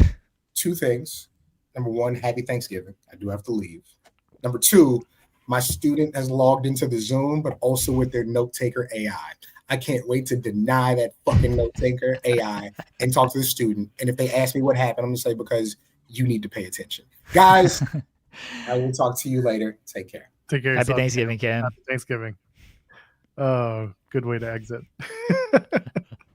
Wait, do you have your note taker AI open? I didn't know there was like a note taker AI. Maybe I should start using it for the show. Seriously. I started jotting down times so that I know where to clip things sometimes. Yeah, that's what I try to do when it comes to clips. And then I'll talk to SP3 after the show of like what, and as only Joel knows, but now everybody else is going to find out. I completely forgot, like we previewed the Continental Classic yesterday. So when I sent Joel the list of clips, I left it out. And then as I was going back through the show, I was like, oh yeah, this is probably an important clip to have up there is the Continental Classic preview. So I did end up realizing it and going back into it, but yeah, I probably again should use like a note taker AI. Jeremy appears to be stabbing himself with a fork. That sounds about right. Yeah, that's about right. Oh man. All right. Yeah, all the news podcasters are pushing Plowd. Oh, I don't know what that is. Plod. It's plotting is what it is. I got a super chat from Uncle Donk. By the way, thanks to Cam for hanging out. He's appreciate Cam. He's a great guy. Yeah. Appreciate him. Hates white people. Hates white people. Hangs out with us all the time, but can't stand us.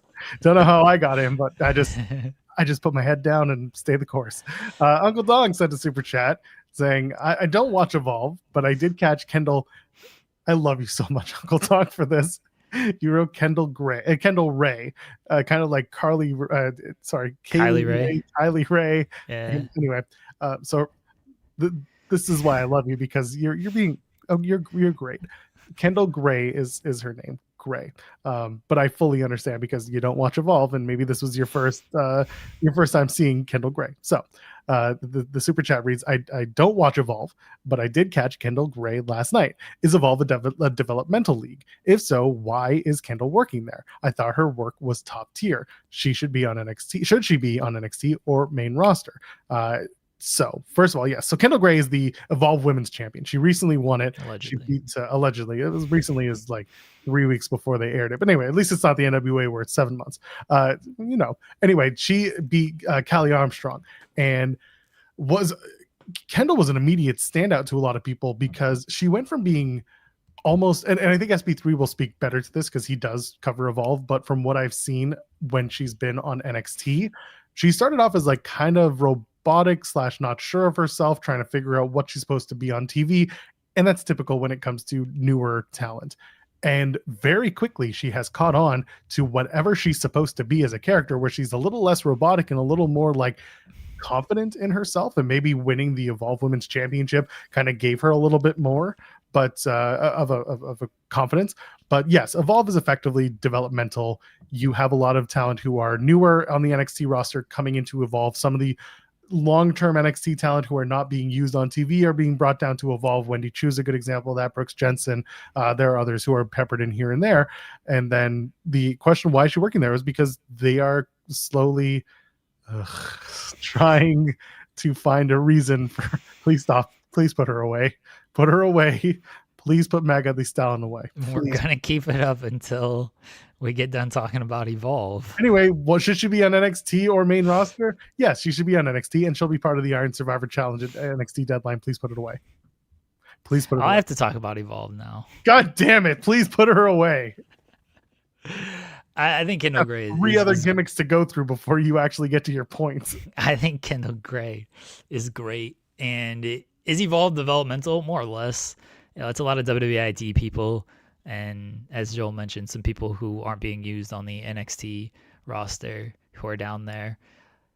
And, should she be in NXT or main roster? Probably. I think certainly on like the SmackDown side, they could use an influx of new people. And even NXT, I assume some people will be shifted up here shortly. And so they're going to need an influx of new people. But I would always like listen to the C-suite with SP3 and he will praise Kendall Gray. And you can basically listen to the growth of Kendall Gray through SP3's reviews. Oh, thank God. Yam Bigelow in time for Dick Cheney, Yam Bigelow, MAGA the Stallion, Buster Rhodes, American Cream, Nikita Lyons. Put her away. Put her away. We don't need this right now. Please stop this. Please, for the love of Christ, stop it. And WWE idea are also sometimes there. So I said WWE ID talent. Yes, you did. There are so NXT last night was Gold Rush. It was the night 2 where they had taped it, and these were all the matches where they're like, we don't trust these fuckers to do it live. So let's just go ahead and put all the tape matches on. And it was mostly the Evolve Championships, and then they had the new Speed title thing going on for the women, and they did a random Miles Bourne Trick Williams winner gets into the Iron Survivor Challenge, and the most important one, the TNA Knockouts World Championship, was decided at Gold Rush as well. Hell of a night for NXT. Oh, and John Cena appeared on a video that no one actually saw live in the arena when it was announced, even though it was announced a week ago and people got excited, but then they realized, oh, we're not going to see him. Well, yeah, they shouldn't have aired it because then they would have spoiled the Iron Survivor challengers, and you can't do that. Yeah, you can do it. No, you can't do that. Not with that attitude. Anyway, so John Cena did introduce the members of the Iron Survivor Challenge. We mentioned this before Cam came on, but just to reset, Javon Evans, Leon Slater, Joe Hendry, Dion Lennox, and Miles Bourne joined the men's field. For the women, the Iron Survivors in the match are going to be Saul Ruka, Lola Vice, Kalani Jordan, Jordan Grace, and Kendall Gray, the aforementioned Evolve Women's Champion. They'll be part of this. Both men and women are vying for a shot at the respective titles. And the men's one for sure, New Year's Evil, because Miles Bourne has already established that the men will challenge at New Year's Evil. Presumably, it will be the same for the women. Typically, New Year's Evil is like a 2-week thing. Maybe they stretch it out so that at Vengeance Day in February, the women's title gets decided there. But I assume it'll just be the same thing. New Year's Evil, both men's and women's titles will be on the line. Winners of the Iron Survivor Challenge are there. And then also Obafemi versus Ricky Saints was announced for the NXT Championship at Deadline. So those matches and more coming the same weekend as TNA Final Resolution, the same weekend as Final Battle from Ring of Honor, so much more. But yeah, the Iron Survivor Challenge. What did you make of the field and John Cena being like, my time is up, their time is now, but I can't tell you much else about them? I mean, at least John Cena's trying to put some, new talent over with everything. Field is good on both sides. Honestly, I like the field for both sides. I think they'll both be good. This is one of their new concepts. It's only been going on for a few years now that has worked really well. The Iron Survivor matches, have worked really well in the past. They do a good job of laying things out, and someone kind of gains an early advantage. Someone has to make like a big comeback and go on a run at the end. You get a lot of people get to showcase in this match since it is 5 people. So I think the Iron Survivor is a concept that has worked so far. And I mean, you look at the people in this match, certainly on the women's side, like I really like the women's lineup with everything. And Soul, Lola, Kalani, Jordan, Kendall, no real misses there. Honestly, they all bring something different to the table. They all bring something unique to the table, and they're all good workers. I mean, Lola might be the worst out of that bunch, and I don't think Lola is honestly that bad. She's kind of the the difference in those two, because she's more of a striker based, while Jordan kind of powerhouse, Soul and Kalani and power. Kendall's a little all-rounded, well-rounded, but yeah, she kind of mixed it up a little bit differently there. So I really like the women's field. The men's field is fine. Javon's great, Leon's great, Miles continues to get better. Joe Hendry is popular.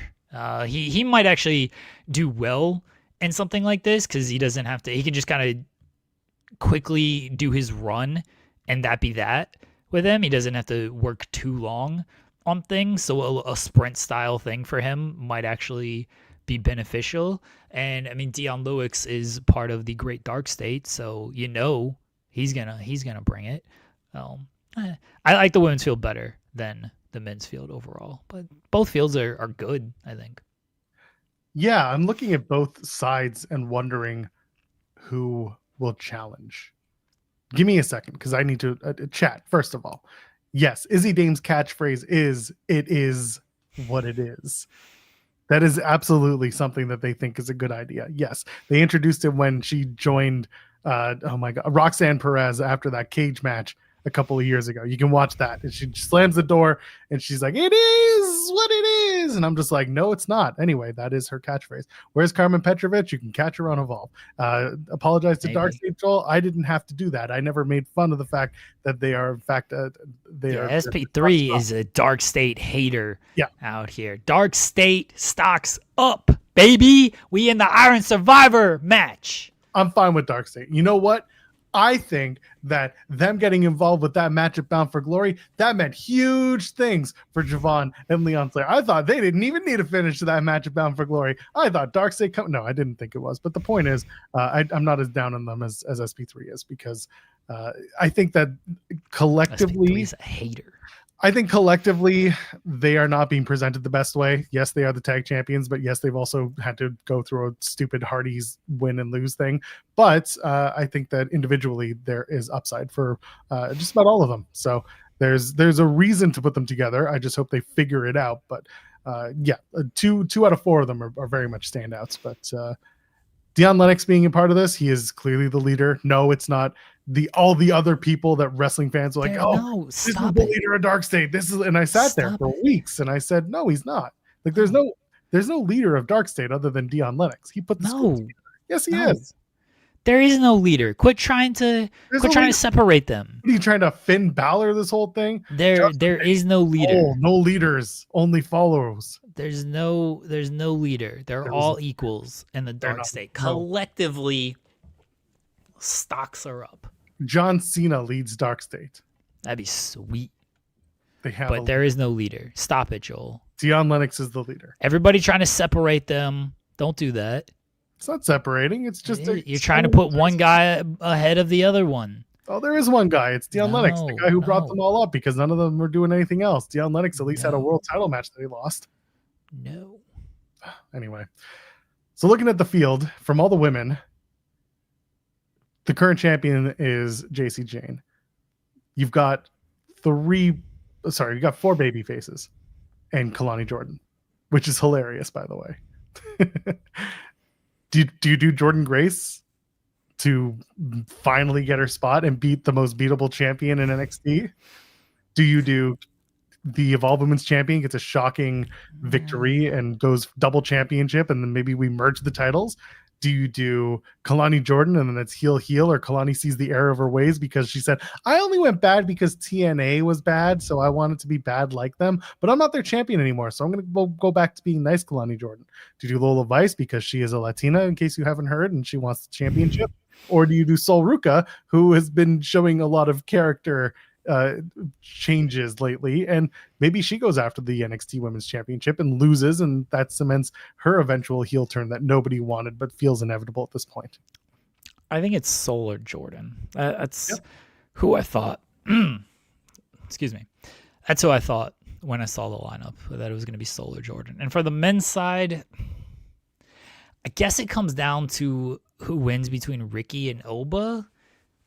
Because Javon winning and like finally getting the title does make sense. I know he's got to wait another 15 years, or maybe NXT doesn't like count as getting a world title. First of all, don't forget the Javon was the one who's okay with winning a title in his 40s. He's the one who was all like, I'm cool. I can wait. It's okay. Don't let anyone tell you otherwise. He's fine.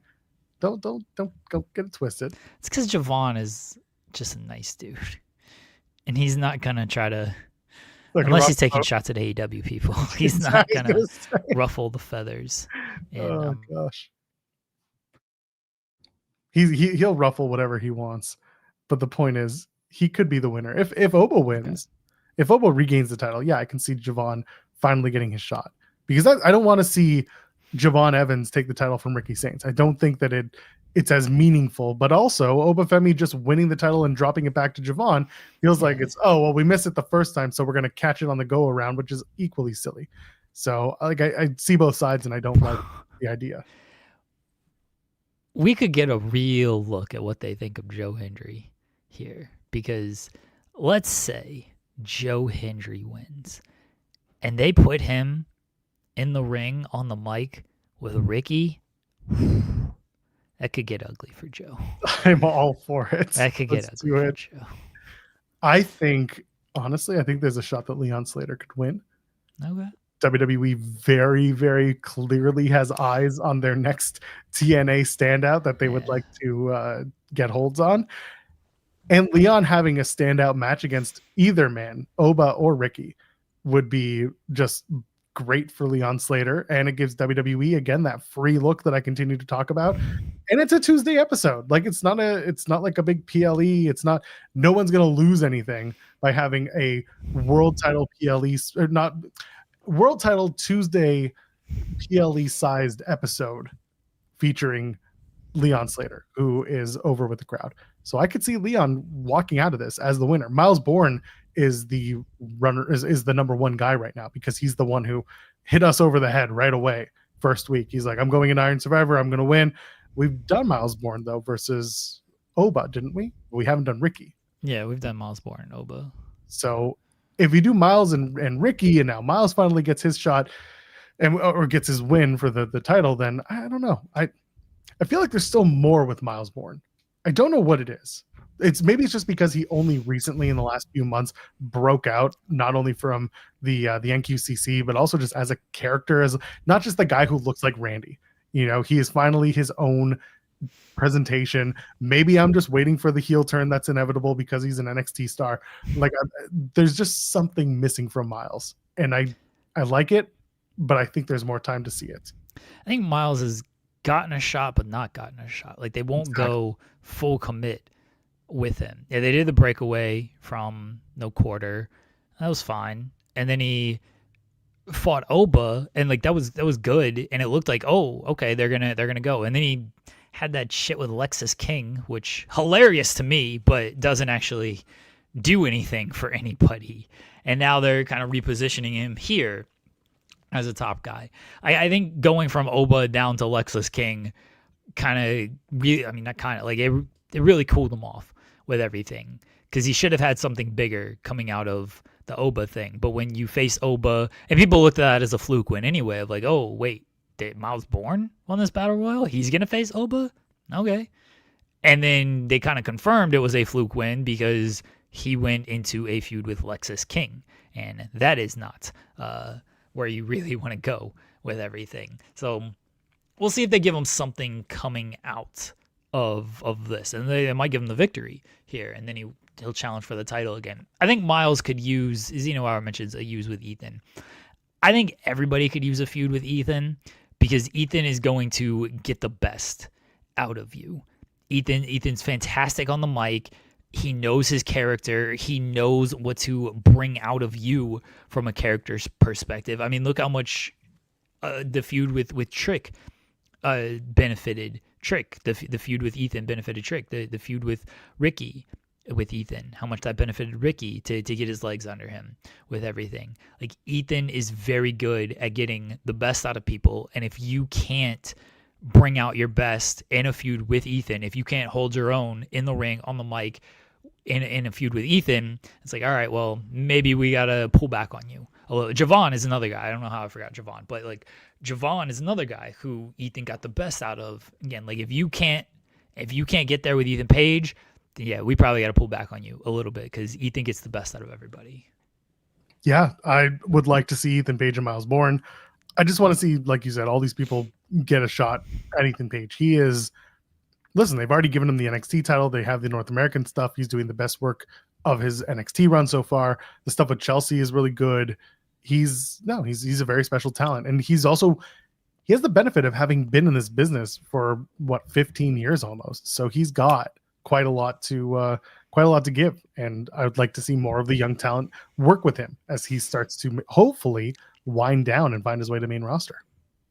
Yeah. Well, there is no main roster. We're abolishing main roster talk. Yeah. That's what he said.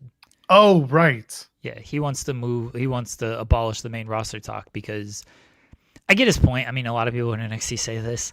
I do understand his point of is this the call up versus call over conversation again? His whole thing is like, I'm on a team.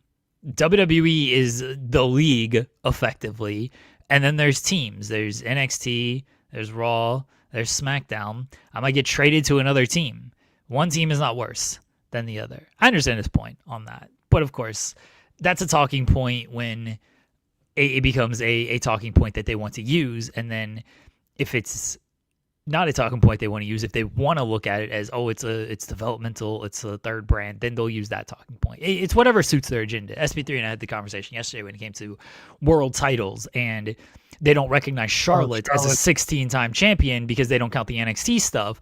But then other people, though, like, she's a former NXT world champion, and it counts towards them. It's whatever agenda they feel like using at the time. But also, the NXT championship is not considered a world championship. It's never been called the NXT World Championship. It's always been called the NXT Women's Championship. Whereas in WWE, for example, on the Raw and SmackDown, it's the Women's World Championship. Well, and one of them is. Well, and the WWE Undisputed Women's World Championship. No, the other one is just WWE Women's Championship. So, yeah, it's not the World Championship. It's all stupid. Well, yes, the title recognition is all very stupid, but it's also... Also, you know why let's get to the crux of it. The reason why Ethan says it, let's abolish main roster talk, is because main roster creative is dirt shit awful right now. So he doesn't want to be associated with it.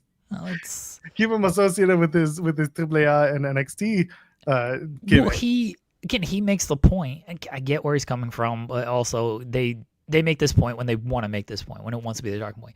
And when he points out his title, he's like, it says WWE NXT North American Champion. It's all WWE. Like, yeah, fair point. But also they don't treat Evolve. It says WWE Evolve, and they don't treat that like it's on the level of a Raw or a SmackDown. There's a bigger argument for NXT, but we also know like where it actually stands in the grand scheme of things. But I understand Ethan's point. He doesn't want his time in NXT to be looked at lesser than or belittled or anything like that, because he is doing good work down there. And I get where he's coming from of like, why is what I'm doing lesser than what they're doing on Raw or SmackDown? I'm doing just as good of work as them. And in some aspects, he truly is. So I get where he's coming from with all this. And certain people can make this point, and I understand it, and other people try to make it, and it's like, well, no, it doesn't exactly work like that.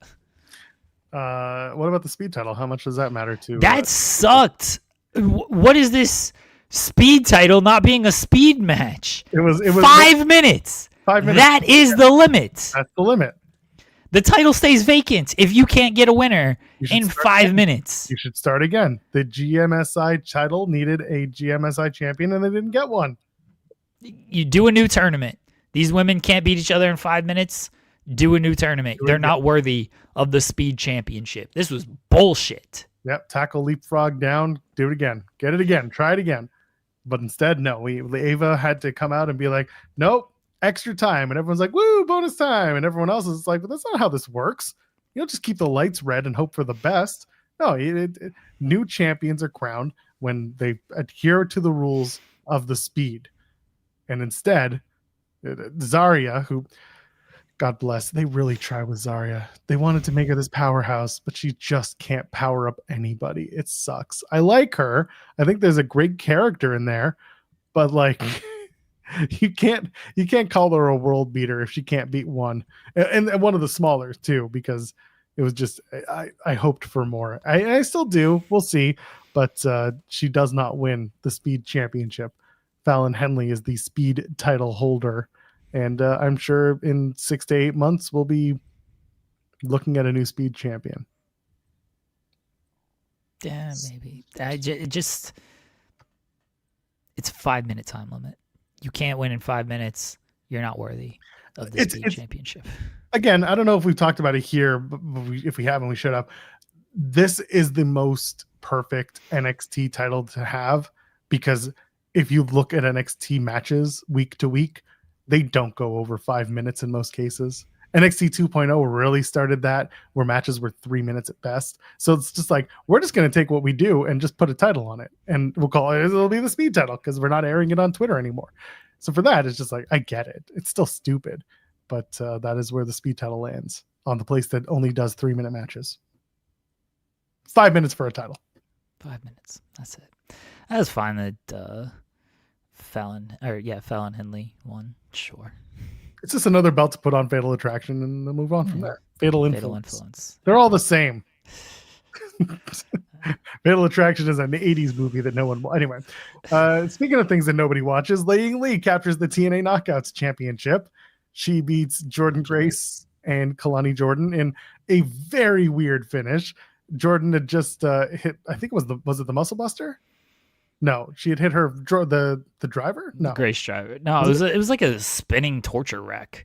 Yeah, the torture power rack bomb. Yeah, it was a torture rack bomb. Yeah, and she had bent Ying Lee, she had bent Kalani Jordan into pin, and then Ying Lee came in and hit her Thunderstruck finish, the AC/DC song. That's right, her finish on Jordynne Grace, the back of her head, while Kalani was still in pin, and then took the pin on Kalani to win.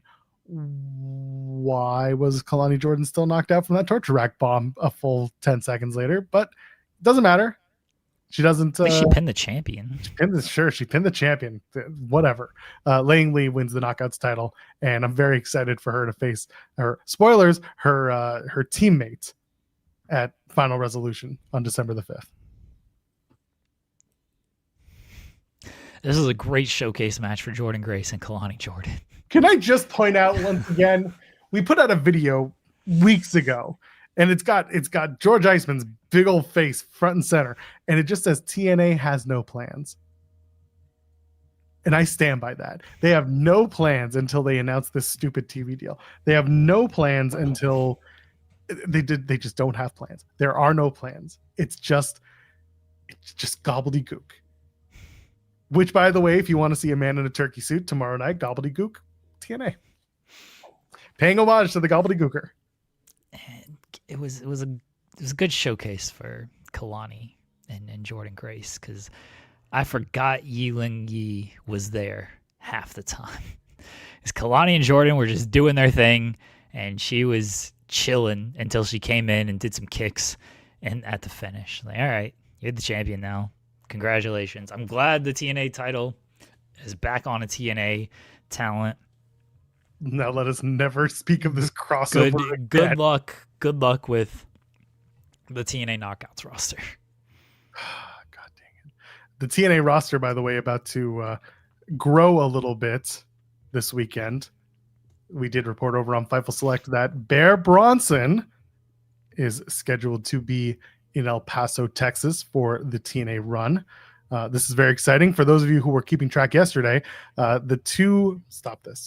5-minute timer went off, by the way, because I'd said 5 minutes. So my watch decided to start a 5-minute timer when we talked about speed.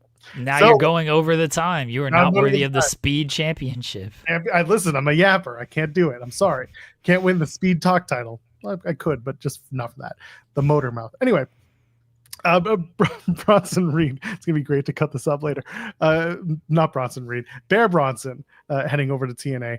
He had a couple of bookings that he had to pull out of, but for those who were keeping track, he spoke very highly of those companies that he was not going to be able to appear for, and everyone around him was just kind of like, yeah, don't worry, it's a good reason. And we very quickly discovered why it was a good reason. It's because he will be in El Paso appearing for TNA, and the two sides are working on a deal.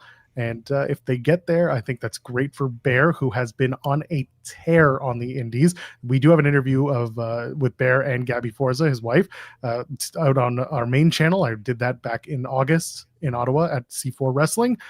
Just overall, couldn't be happier for a dude like that. So looking forward to the potential of Bear getting a TNA run.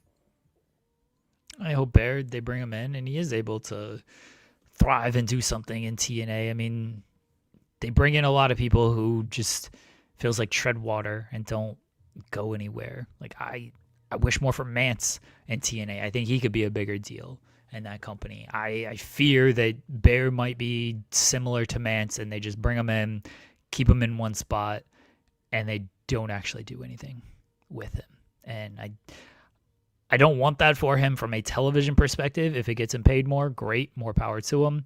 But yeah, Bear Bronson seems like genuinely one of the nicest dudes out there. He's worked his ass off since leaving AEW. He's kind of shown who he could have been in AEW, or if given the opportunity, or he just, took it as like, all right, I can do all of this, and I'm going to prove that I can do all of this. He's done some deathmatch stuff, but look past that and actually look at some of his non-deathmatch matches, and you'll see that he's really good. And so I hope that he gets an actual opportunity in TNA. It's actually very interesting with Bear, because the deathmatch stuff put him on the map to a lot of people. Yeah. And from there, he just continued working and was like, this is great. I'm going to use this as momentum, and I'm still going to work all the matches that appeal to me. And he's just, he doesn't say no. He's also like, he's a wrestling trainer as well. So like, he's not new to this business. He does work with Creative Pro. So he has experience, and he has a character that is, he's a big dude who wants to kick ass, but he's also entertaining, and he's good talk, and he's a great wrestler. So I think anyone who gets him is absolutely in good spots.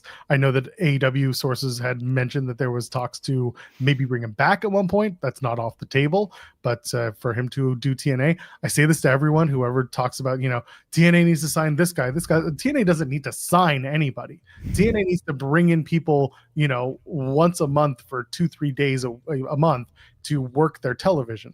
That's all they need. That's all TNA needs to do.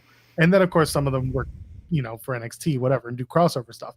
But overall, like, nobody needs that big, the Trinity deal, like I like to call it, where they gave it and then went to Nick Nemeth. Nobody needs that one big contract. They need to continue paying people to work the television wrestling that they create. And then guys like Bear will go on and work the indies as they see fit and continue to grind and show that they are worth it. Mike Santana is another good example of this. Someone who came out of AEW, said, I want to do better as a singles competitor, went over to TNA, proved himself, worked the indies as well, did House of Glory, was champion there for a long time, continue to work, continue to hustle. The hustlers are the ones who we hope continue to work hard and find their spots atop the wrestling world. Bear's one of those guys, and I really do hope that he gets that opportunity in TNA.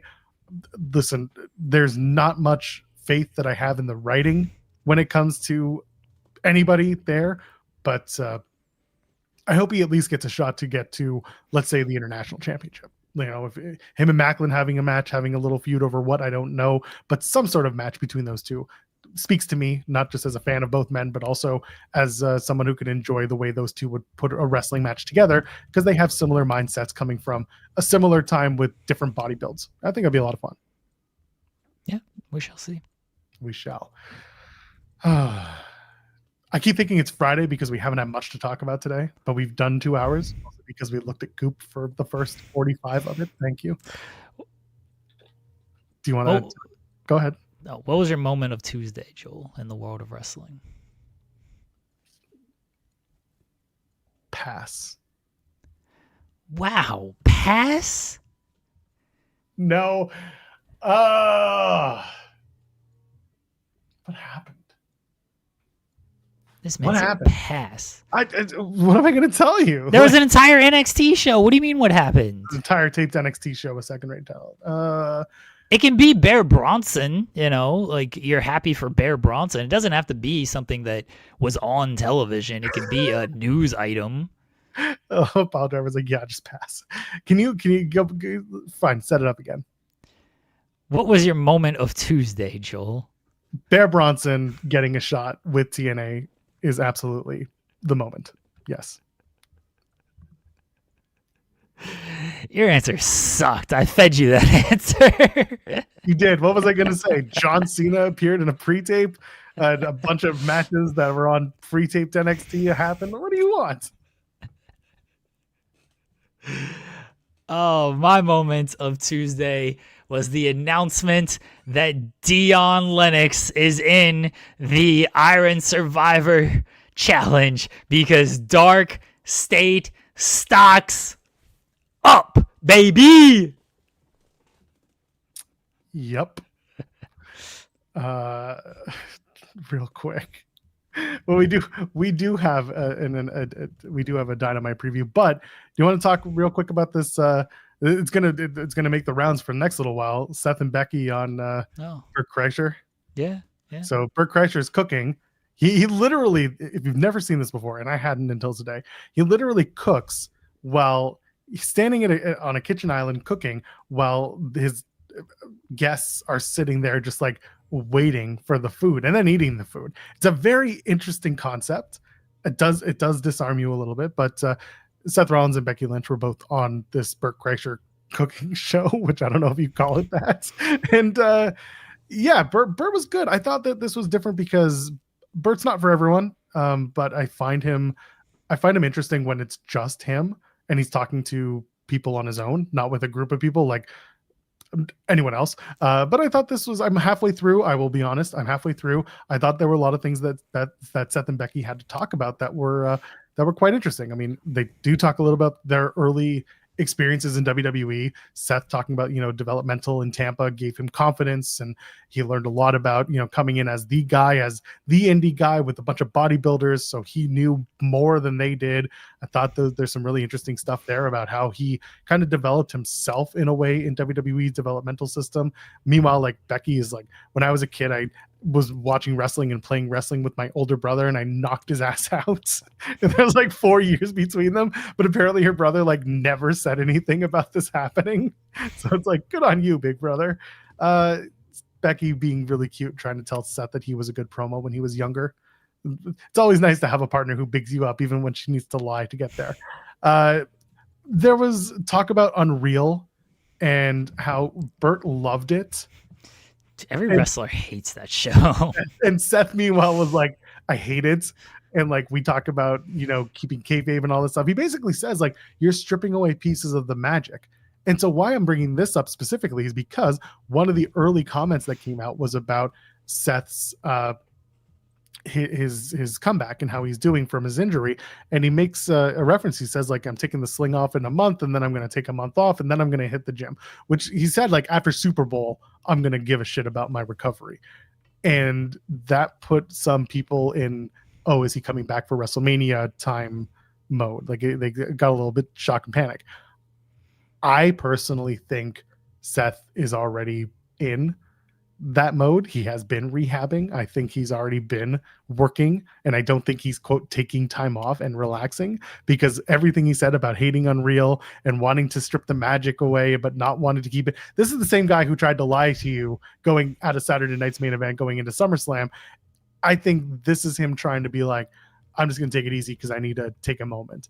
I think the moment has been taken, and he is on his way to recovery. I'm not saying he's coming back tomorrow, but I think that he is absolutely working and not just kind of sitting back and waiting to feel better. So Seth Rollins returns at the end of War Games, is what we were saying. That's right. Yes, the heels are going to win, and they're going to be celebrating in the ring, and they're going to do the wide shot of the arena, and then all of a sudden you're going to hear, "Burn it down!" I don't know his theme, but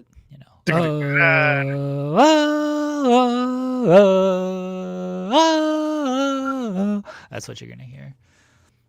It's going to be the same callback all over again. Yeah, the crowd will go mild. Where are they at? They're in San Diego? Especially PO'd. Well, they live in LA now. So I guess maybe people will be like, oh, that's my neighbor. So there's that. Might get a pop. Yeah, we'll see. Yeah. He's People actually like to burn it down. So spoiler alert, he actually is he comes back this Friday, and he is the replacement for the John Cena tournament. That's the Miz. That's the Miz. I'm sorry. That's the Miz. Sorry. I tried. I wanted to keep the magic alive, but no, it is in fact the Miz. It is very funny how everyone hates that Unreal show. They're like, yeah, it's pretty dumb. Like, our whole business is let's not expose the business. And then here's this 6-episode reality series that completely exposes the business and shows you how everything works, all because Triple H wants to show you how everything works so he can look like a genius mastermind behind this, because that is the point of the whole show. This isn't you get to know the wrestlers better, you get to know the ins and outs of wrestling better. No, the point of this show is please praise Triple H. That's what we want. Praise Triple H for everything that he does and everything that he has created. That's what the point of Unreal. Exactly. They do talk about the he mentions the R-Truth story, and he talks about it as if basically how fans can change things, because they get into algorithm talk. And I mentioned this when Cam was here. And algorithm talk is worthwhile, but also it shows how much like they try to kind of separate themselves from online, both Becky and Seth. And Seth's like, I haven't been on Twitter since 2019. Meanwhile, he's like, I love football. But anyway, the point is, you've got... He does that on Threads now. He's not on Twitter at all. Sure, good for him. Yeah. Regardless, he got off Twitter because of all the whatever. So I guess the Osprey stuff or whatever. Something got him off of Twitter forever. So he does mention how he hates the algorithm and how hatred feeds the algorithm, and that's what you get. And, like, they're making very good points, and it's very true that like social media can be the absolute worst place, or like how you need to do hot takes to get any attention on these things. Meanwhile, and I think it's true, like our show, it sucks that we have to do this stupid like give a hot take just to get a view on a video and then people will listen or not, and it's stupid. I like the way that we format our show. We try to be very impartial, we try to be very honest about things, but like once in a while we get stupid. Very often we get stupid. Their idea though was like you get too much social media backlash because people are watching the show live and they can immediately interact. So they're like, yeah, we basically just cut most of that shit out. And so they mentioned the R-Truth situation as like times when things change based on the algorithm or people, saying it. And he says like, at one point, the word of his contract being expired, that was leaked. And I'm like, leaked? R-Truth was the one who said he was done. Nobody leaked it. Truth was the one who was like, I'm done. Bye-bye. Thanks, WWE. And everyone was upset about that. I just found it funny that he was just like, nice try, Seth. You tried, but it didn't work. Also, on algorithm talk, they make a good point that like all the hate stuff is what gets sent to the top. And as a result, like you don't know what's real and what's not because the hate stuff gets fueled more. And then the stuff that people are saying that's nice, like I like the show, or I like when he does this, or I like when he looks like this. And that doesn't make any sort of dent in anyone's socials. And all of a sudden it's like, well, now my mental health is in the shitter. Maybe it already was, but now it's additionally in the shitter because I've been told that I'm an ugly, worthless, not good at my job human being by a bunch of people on the internet. And so if a bunch of people say it, it's got to be true. I think it's a good point and a good conversation from that particular interview. Everyone wants to comment on the bad stuff. And the hating stuff is the thing. Like no one wants to. If something says something nice, it's so dumb. It's so stupid. I didn't tweet this yesterday. I was going to, but I was like, I think better of it. And I read an article on Eric Bischoff where he was like, I lost respect for Tony Khan because of what he said about Ted Turner. I didn't think much about this article. People who watch this show who know me know that I do not care about these wrestler hot takes. I don't. It does nothing for me. I don't care that Mark Henry says Javon Evans needs to wait 15 years to win the title. Sure, whatever, dude. I don't care that what Eric Bischoff has to say about AEW. I want stories from these wrestlers. That's fun for me. But I ran this article for a number of reasons. Number one, he explains why he effectively doesn't like Tony Khan or lost respect for him, which in part explains why he is biased towards AEW or against AEW and Tony Khan, right? Like, to me, that's a little bit newsworthy of like, hey, here he is laying it out in plain English. Yeah, this is why I probably don't care for AEW, among other things, but he's telling you why he doesn't like AEW. I was like, all right, that's newsworthy enough for me. 2, we got sent these quotes by the publication. We try to be nice to the publication of like, hey, if you're going to send us quotes and do the work for us and like try to, can you boost this type of thing? Yeah, we'll help you out. You know, as long as it's not egregious and it's within reason. And certainly Eric Bischoff saying this is not egregious. It's within reason. It's his opinion. It's his truth on these things. And 3, the most saddest part about all of this is this stuff gets more engagement than any of the nice things that I write. It did way more engagement than any of the AJ Lee headlines that I wrote of things. Now the actual like engagement tweets did well when it came to AJ Lee, because as Cam talked about previously, the tweets where they're basically an article do better than anything with a link because links get suppressed. But this, for a linked headline, did really well.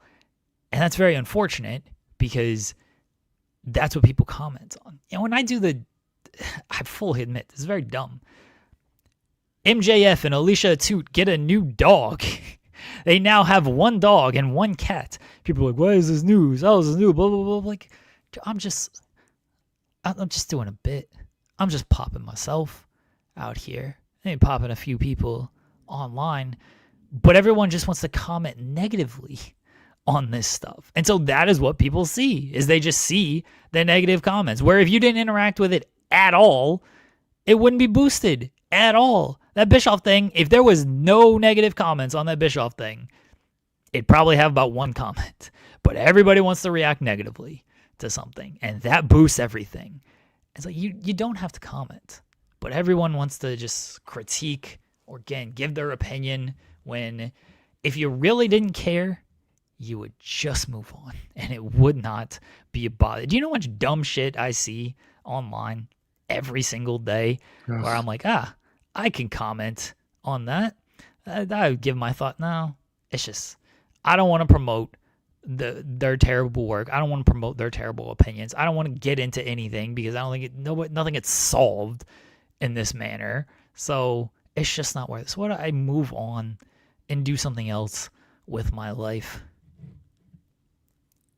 That's good advice. Move on and do anything else with your life. Get a job, whatever it is. Anyway, I think all of them just shut the fuck up. Yep. That's what I would do. Seth has a pirate accent, and Becky wants dinner parties to return. Fair. I haven't watched the full thing yet. I've seen clips, but the presentation of the interview it seems very comfortable. Yes, and that's always a big thing. Of if you can make your guests comfortable and get them a little bit out of their shell, not have them like they know what the expectation is here. They're sitting around, they're having food, I guess, or they're cooking something. They cook and then they eat it. Yeah, they're getting cooked. So nice. It seems like a very laid back type of thing instead of, hey, let's come on my podcast and talk about all of this stuff. So I think that helps when it comes to that. Like, it seems like a good setting for an interview to get some actual truths out there. And again, from what I've seen from clips, from what I've seen from quotes, it seems like they got some actual truths out there. It's very funny though. You're watching it and it's like, yeah, they look really comfortable. Meanwhile, like they're both sitting there with their arms crossed talking. And it doesn't look that way, but they are. Like, it opens very awkwardly. First of all, Becky's not there. They say she went to the bathroom. So like, yeah, they're trying to open it comfortably, but also I think it was because Kreischer was spatchcocking the bird. So he was cutting it open, and apparently like Becky doesn't like when meat is being prepared in front of her. She likes meat, but she doesn't like the preparation, the process. So I'm guessing, and I'm not going to report anything. Who knows? She left the room. If I had to guess, she just left the room and they used the bathroom as an excuse. But I thought it was very funny that it's just like just sat there, and it's like, do I call you Colby or do I call you Seth? He's like, call me whatever the fuck you want. It's a good interview. And like Bert's been backstage and worked with WWE for like the last few years. So it would make sense that they all have met and have had niceties with each other. But it's a good chat. It's a cute chat. I'm going to get through the rest of it. There are some not so comfortable conversations, one of which is going around about Becky and an experience with, so you're talking about one male talent that was basically trying to use his position for sex, and, you know, you get blacklisted based on whether or not you accept the advances. And, you know, there's a whole conversation that I implore people to check out. You can read the quote. That's one thing, but when you get the context and the verbiage, that really does mean something. And again, I don't think this is the place to start speculating as to who that is, but I think Sean pointed it out very, very astutely that whoever that was, we hope WWE has reached out to Becky and been like, hey, is this person still working in the industry? Who are they? Where do they work? And take the necessary precautions. Do I believe that's happened? Not really, because I am pessimistic towards many changes in this industry, but would I like to see that happen? Absolutely. Yeah. I'm not going to speculate on who it is, but hopefully he is no longer in the business. Yep. AEW Dynamite tonight from the Pinnacle in Nashville, Tennessee. Nashville, by the way. It's where the Jews go. We go to Nashville. You want to Nash? Nashville, Tennessee hosts Dynamite tonight. And apparently they're also going to be taping Collision afterwards. So if you're in Nashville and you're going to the show, enjoy. It's a long night, but you'll have fun. 8 p.m. Eastern, TBS and Max. The Continental Classic kicks off. We got 3 matches, 2 from the gold, 1 from the blue. In the blue league, Jonathan Moxley faces off against Mascara Dorada. It should be a really fun match. Moxley's going to fork that man's mask right off. It feels like they might go upset here and give Dorada the win, which could lead to Moxley going 0-5. Because if he's not beating Dorada, I don't know who the hell he's beating. I think the only person he should beat is Claudio, and Claudio should be like, I'm going to beat this man, and it turns out he can't beat the man. Yeah. We'll see. Okay. We'll see. I don't know. Again, tonight we'll kind of start to set the tone for what we might see out of the Continental Classic, especially the performances of a guy like Jon Moxley. One of the stories will be he's a big old loser. That has been the story. That's what they told at the introduction for Moxley in the C2. He's like, he's on a losing skid. How will this affect him in the C2? That's, again, multiple interesting stories in this year's Continental Classic. Darby Allin's going to take on Kevin Knight. That's a match that should be a lot of fun. Will Darby Allin have burns all over his face? Will he wear a big cape and cowl? Will he bring the bat, even though the bat is not allowed at ringside? Does the bat have a manager's license? Will Kevin Knight that can't be signed? That's true. The worst thing in wrestling. Sting won't sign bats except for that one time. The worst. I don't care what your reasons are for it. It's stupid. Anyway, Kevin Knight, Darby Allin, Gold League action. Should be a good match. I think Darby's going to win. 5 stars. Kyle Fletcher versus Kazuchika Okada in the Gold League. They're getting right into that. Yeah. That Don Callis family. Well, this is this is what they do in the G1. You know, like the G1 always has that first night. There's 2 things that typically happen G1 first night: big upset and match that could be the finals. And that's where we're getting here, where I think Dorada could be the big upset, and Fletcher and Okada feels like a finals match. So this is straight out of the G1 playbook. Yes, the G1, which nobody remembers and everybody watches. 28 days, professional wrestling. Anyway, the second toughest tournament in sports. That's true. The N1 being the first, right? Now they tried to push the C2 as the toughest tournament. Like Tony Schiavone during that bracket reveal, competitor reveal, he's like, it's the toughest tournament in sports. I'm like, okay, Tony. It's only 2 weeks. Anyway, they're going to have to set up a whole bunch of stuff if they're going to do that World's End Road 2 show in like 2 weeks. The AEW Women's Tag Team Title Tournament semifinals, the Babes of Wrath take on the Sisters of Sin. There's no stipulation because both of those teams were big old losers at Full Gear. Harley Cameron ate the pin in that match. Anyway, who do we have? Is it the Babes of Wrath or is it the Sisters of Sin tonight? I think Megan and Marina might win on the other side, so I'm kind of thinking this is Babes of Wrath. Yeah, I know that's not. I know people are looking at Tony and Mina, but I don't know. I don't know. I think it's the Sisters of Sin. I do prescribe the Mina and Tony fair tag title run. Again, the two of your most over talent. Not that Mina's not as over as Tony, but Mina is very popular, especially when paired with Tony. And if you're going to put the tag titles on anyone, you could put them on Sisters of Sin, who have been very popular and are very young, and they could carry that division, or you can have it on Tony and Mina, who are extremely popular. Okay. By the way, Continental Classic. I know a lot of people immediately jump to Okada and Takeshita. I am not on that boat. Oh, okay. Well, who's your pick? It's not that, and I got to relook at it, but I know that everyone was like, oh, you're going to Takeshita Okada. No, because then that match would happen at World's End, and we spent most of Monday being like, World's End is not important. So you're going to make it important. I wouldn't make it important. I would try to do everything to... They did Ospreay and Okada last year at World's End. Didn't have to. Didn't have to. Here's the thing. We think it's not important, right? Because it's holiday season, and at World's End maybe isn't the most important show in the world. Tony Khan does not think like that. Tony is every show is the biggest and best show of all time, and I'm going to do the biggest and best match of all time. You know that is how Tony thinks. So even though we're like, yeah, this isn't the biggest show in the world, they can get away with maybe a lesser type of match here. Like they did the 4-way match last year for the AEW title, but like Tony thinks these are a big deal. Like he thinks that 4-way was the right idea. He thinks, the Continental Classic, and he should with the Continental Classic. It is a big deal. But you gotta think like Tony Khan is thinking, not how we are thinking with this. Like Tony's not thinking, oh, we got to hold off on Okada and Takeshita because nobody cares about World's End. It's like, no, we're going to do Okada Takeshita because that's the finals I want to do. I don't really care what the pay-per-view is. This match is going to be for the sickos, and all the sickos are going to buy the pay-per-view. You just want to think that Tony's doing that as a big FU to New Japan.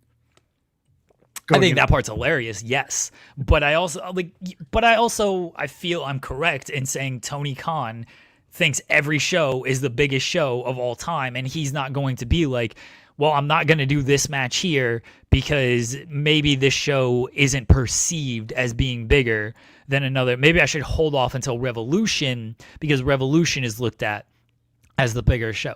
Tony he doesn't do that. He's going to do this shit when he wants to do it because every show is the biggest show of all time. Tonight's Dynamite's the biggest show of all time. Tony, it's time to show up on the show. Your garden has overrun with weeds. It's time for you to pull from your garden. It's time.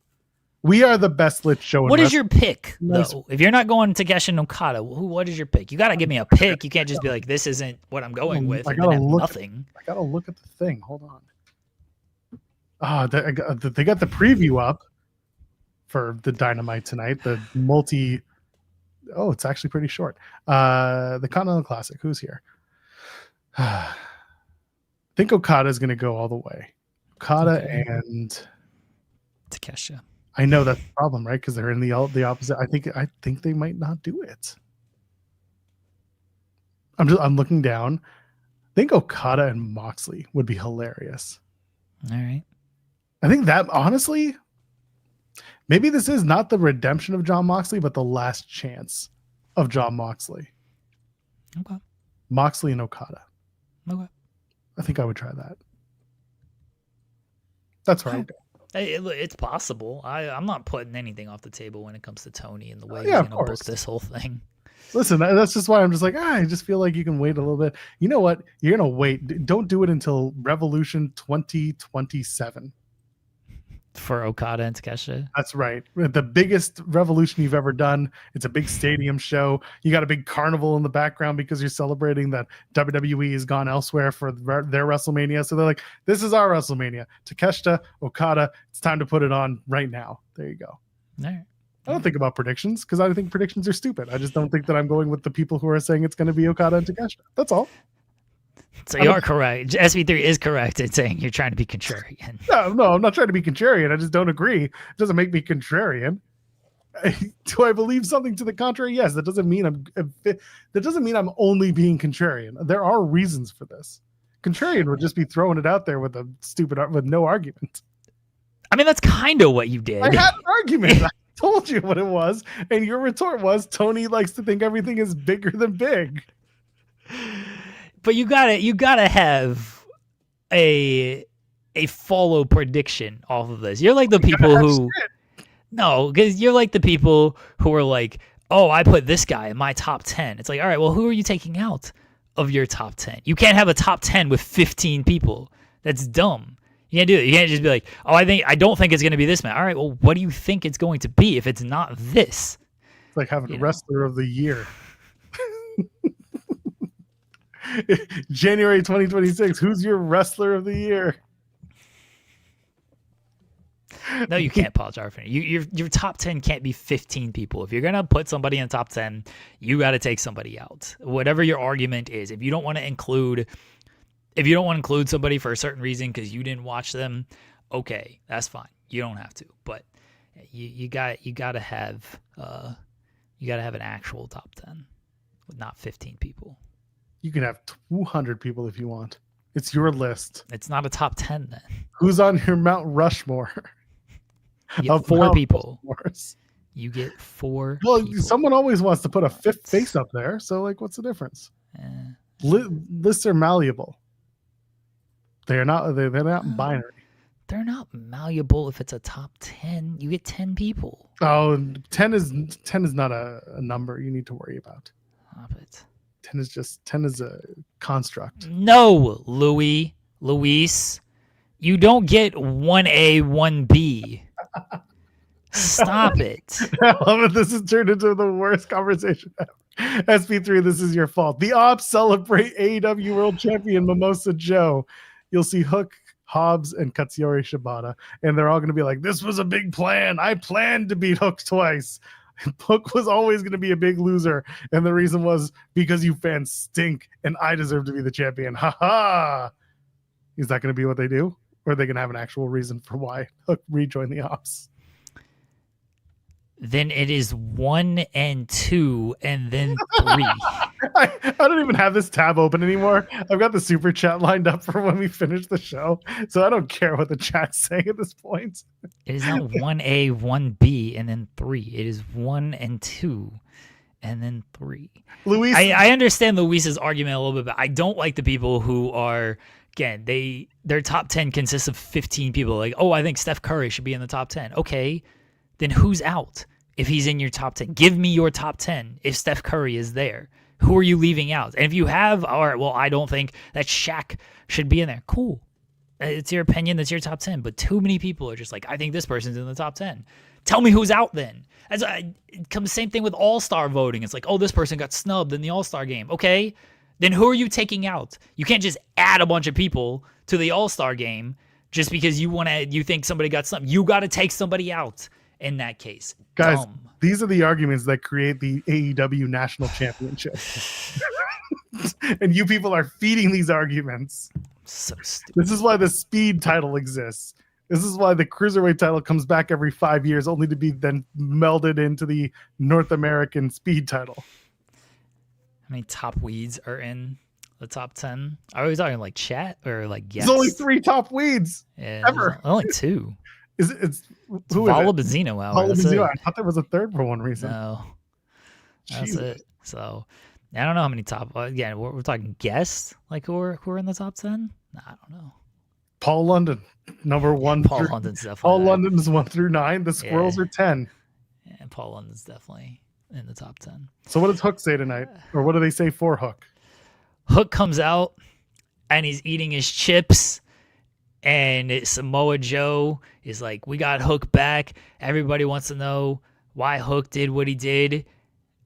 And they hand Hook the mic, and he's still eating his chips, and he's like, fuck you. And that's it.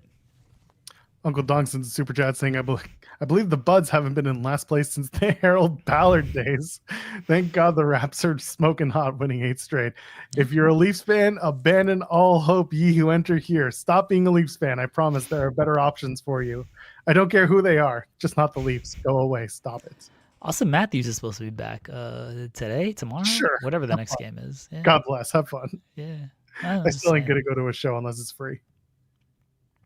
I mean, sure, but Austin Matthews supposed to be back. Maybe there's a little hope for Leafs fans.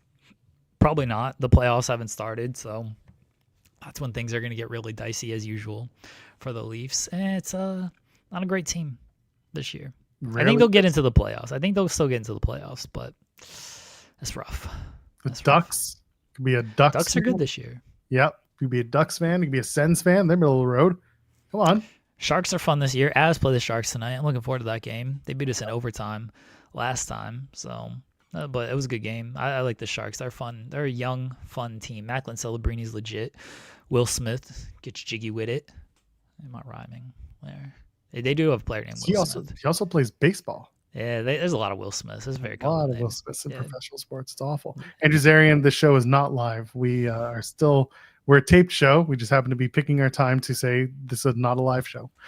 WrestleNomics just reported, by the way, as we get out of here, John Cena's last match. No, actually, that's wrong. John Cena's last Raw did 3.1 million. They didn't just report that. That came out yesterday. Yeah, well, it's here. The full report, if you want the whole ratings and everything. Okay. It's on here. That's what's important. All right, sure. 3.1 million. All these numbers came out yesterday. Yeah, well, we got them here first. Did you talk about them yesterday? No, because they come out in the first. The only consistent ratings nowadays is the Raw Netflix rating. Granted, it's from the prior week, but those always come out at Tuesday at 3. Everything else, no idea when it's going to come. Like the SmackDown ratings from Friday just came out. Those used to come out on like Monday or Tuesday. Now it's just Wednesday at 12:30. Sure. No idea when any other ratings come out. There's no consistency except for Raw on Netflix. Have we ever found the Wrestle Dream tailgate brawl numbers? No, we're never going to get them. it. No. So you know what? If you are going to the Ring of Honor pay-per-view this Friday and you are part of the media Friday. Is it next Friday? Oh, sure, yeah. Whatever. Wrestling is stupid. Next Friday, ask Tony Khan. Tony, what was the rating for the Wrestle Dream tailgate brawl? That would actually be a good question. It's a number you can get if you ask Tony. Kimmy's gonna ask about how did you enjoy GalaxyCon? Would you come back here next year? Yeah, can I represent your table at GalaxyCon? A good question would actually be like, what were the Wrestle Dream numbers there? Brandon Thurston, it's time to fly your ass over to Ohio. I guess he could drive. He lives in Buffalo. Yeah. I mean, Vanilla Baby is the question that should be asked, honestly. Every day. Until they announce that he's challenging for the title. Bandito needs to drop that title.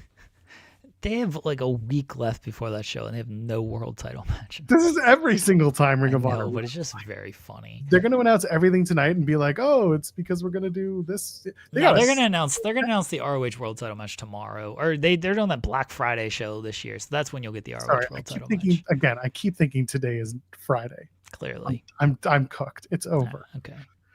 We need to get out of here. Results on our poll question, everybody. Turkey, ham, or meatless? Are you a no meat person? 8% said no meat, 33% said ham, and 59% said turkey. So our chat's a bunch of turkeys. Good for you, turkey chat. That's all I got. What did we accomplish today, Joel? Seth and Becky love when you cook them a nice meal and talk algorithm to them. And once again, TNA does not have plans for their future. And if anybody asks, the speed title should be decided in 5 minutes. No more, no less. Biggest thing we accomplished today is I discovered Goop and Gwyneth Paltrow's vagina. Oh, you're not going to get monetized from that comment. We had to monetize for the Brock thing. It was like limited. I think it's because SP3 takes a bump. Why? Wait. Does the video open with "Are you going to take a bump"? No, he just does it. I got to go back and watch it because if it says something like "Are you going to take a bump," they think you're taking a bump. No. He just does it in the middle of it. I tried to request a review and they didn't I guess they were like, no. But like, there's no one really watching it. oh no, the Hangman video is also limited. What do Oh, you the think? Brock. I think the Brock thing. Oh, the Brock thing worked now after I requested the review. Now the Hangman one's. All right, I'm gonna request a review on the Hangman now. What was the Hangman one? That was he was fine as a champion. It was SB3 and I's one from yesterday. That Yeah. got limited now as well. Oh, I'm requesting a review on this. I don't know why these. I don't think we're doing anything wrong. Is it because of the crawl yesterday? Because you had StreamYard tried to fuck on me? Oh, that would be funny if that's what got us limited on all of yesterday's clips. Because but it wasn't though, because like everything else has gone fine. Well, again, the Brock one got limited, and I did request a review, and now it seems like it's fine. But now I'm learning that the Hangman is limited, so I'm clicking request a review, and it's just like ad suitability is all it is. Yeah, that means they just give it to fewer people or fewer ad ops. That's dumb. Yeah, well, yeah. Anyway, we done? I guess so. We'll be back tomorrow. Yes, we will. I'll be here, and so will SB3 in the second hour. There will be some crossover. I think SB3 is showing up the entire show. Oh, that sounds awful. Yeah, he's showing up the whole show. All right, I'm going to be contrarian just for SB3 the entire time. Every opinion he has, I will have the contrarian opinion. Basically going to be like you get an early sample of A Ramble, except I'm a white guy who's not as funny. So enjoy that. Tomorrow, 10 a.m. Eastern. That's your big plug for the show. Get excited. Jeremy, anything left? No, give me $500 so I can put a vibrator inside me.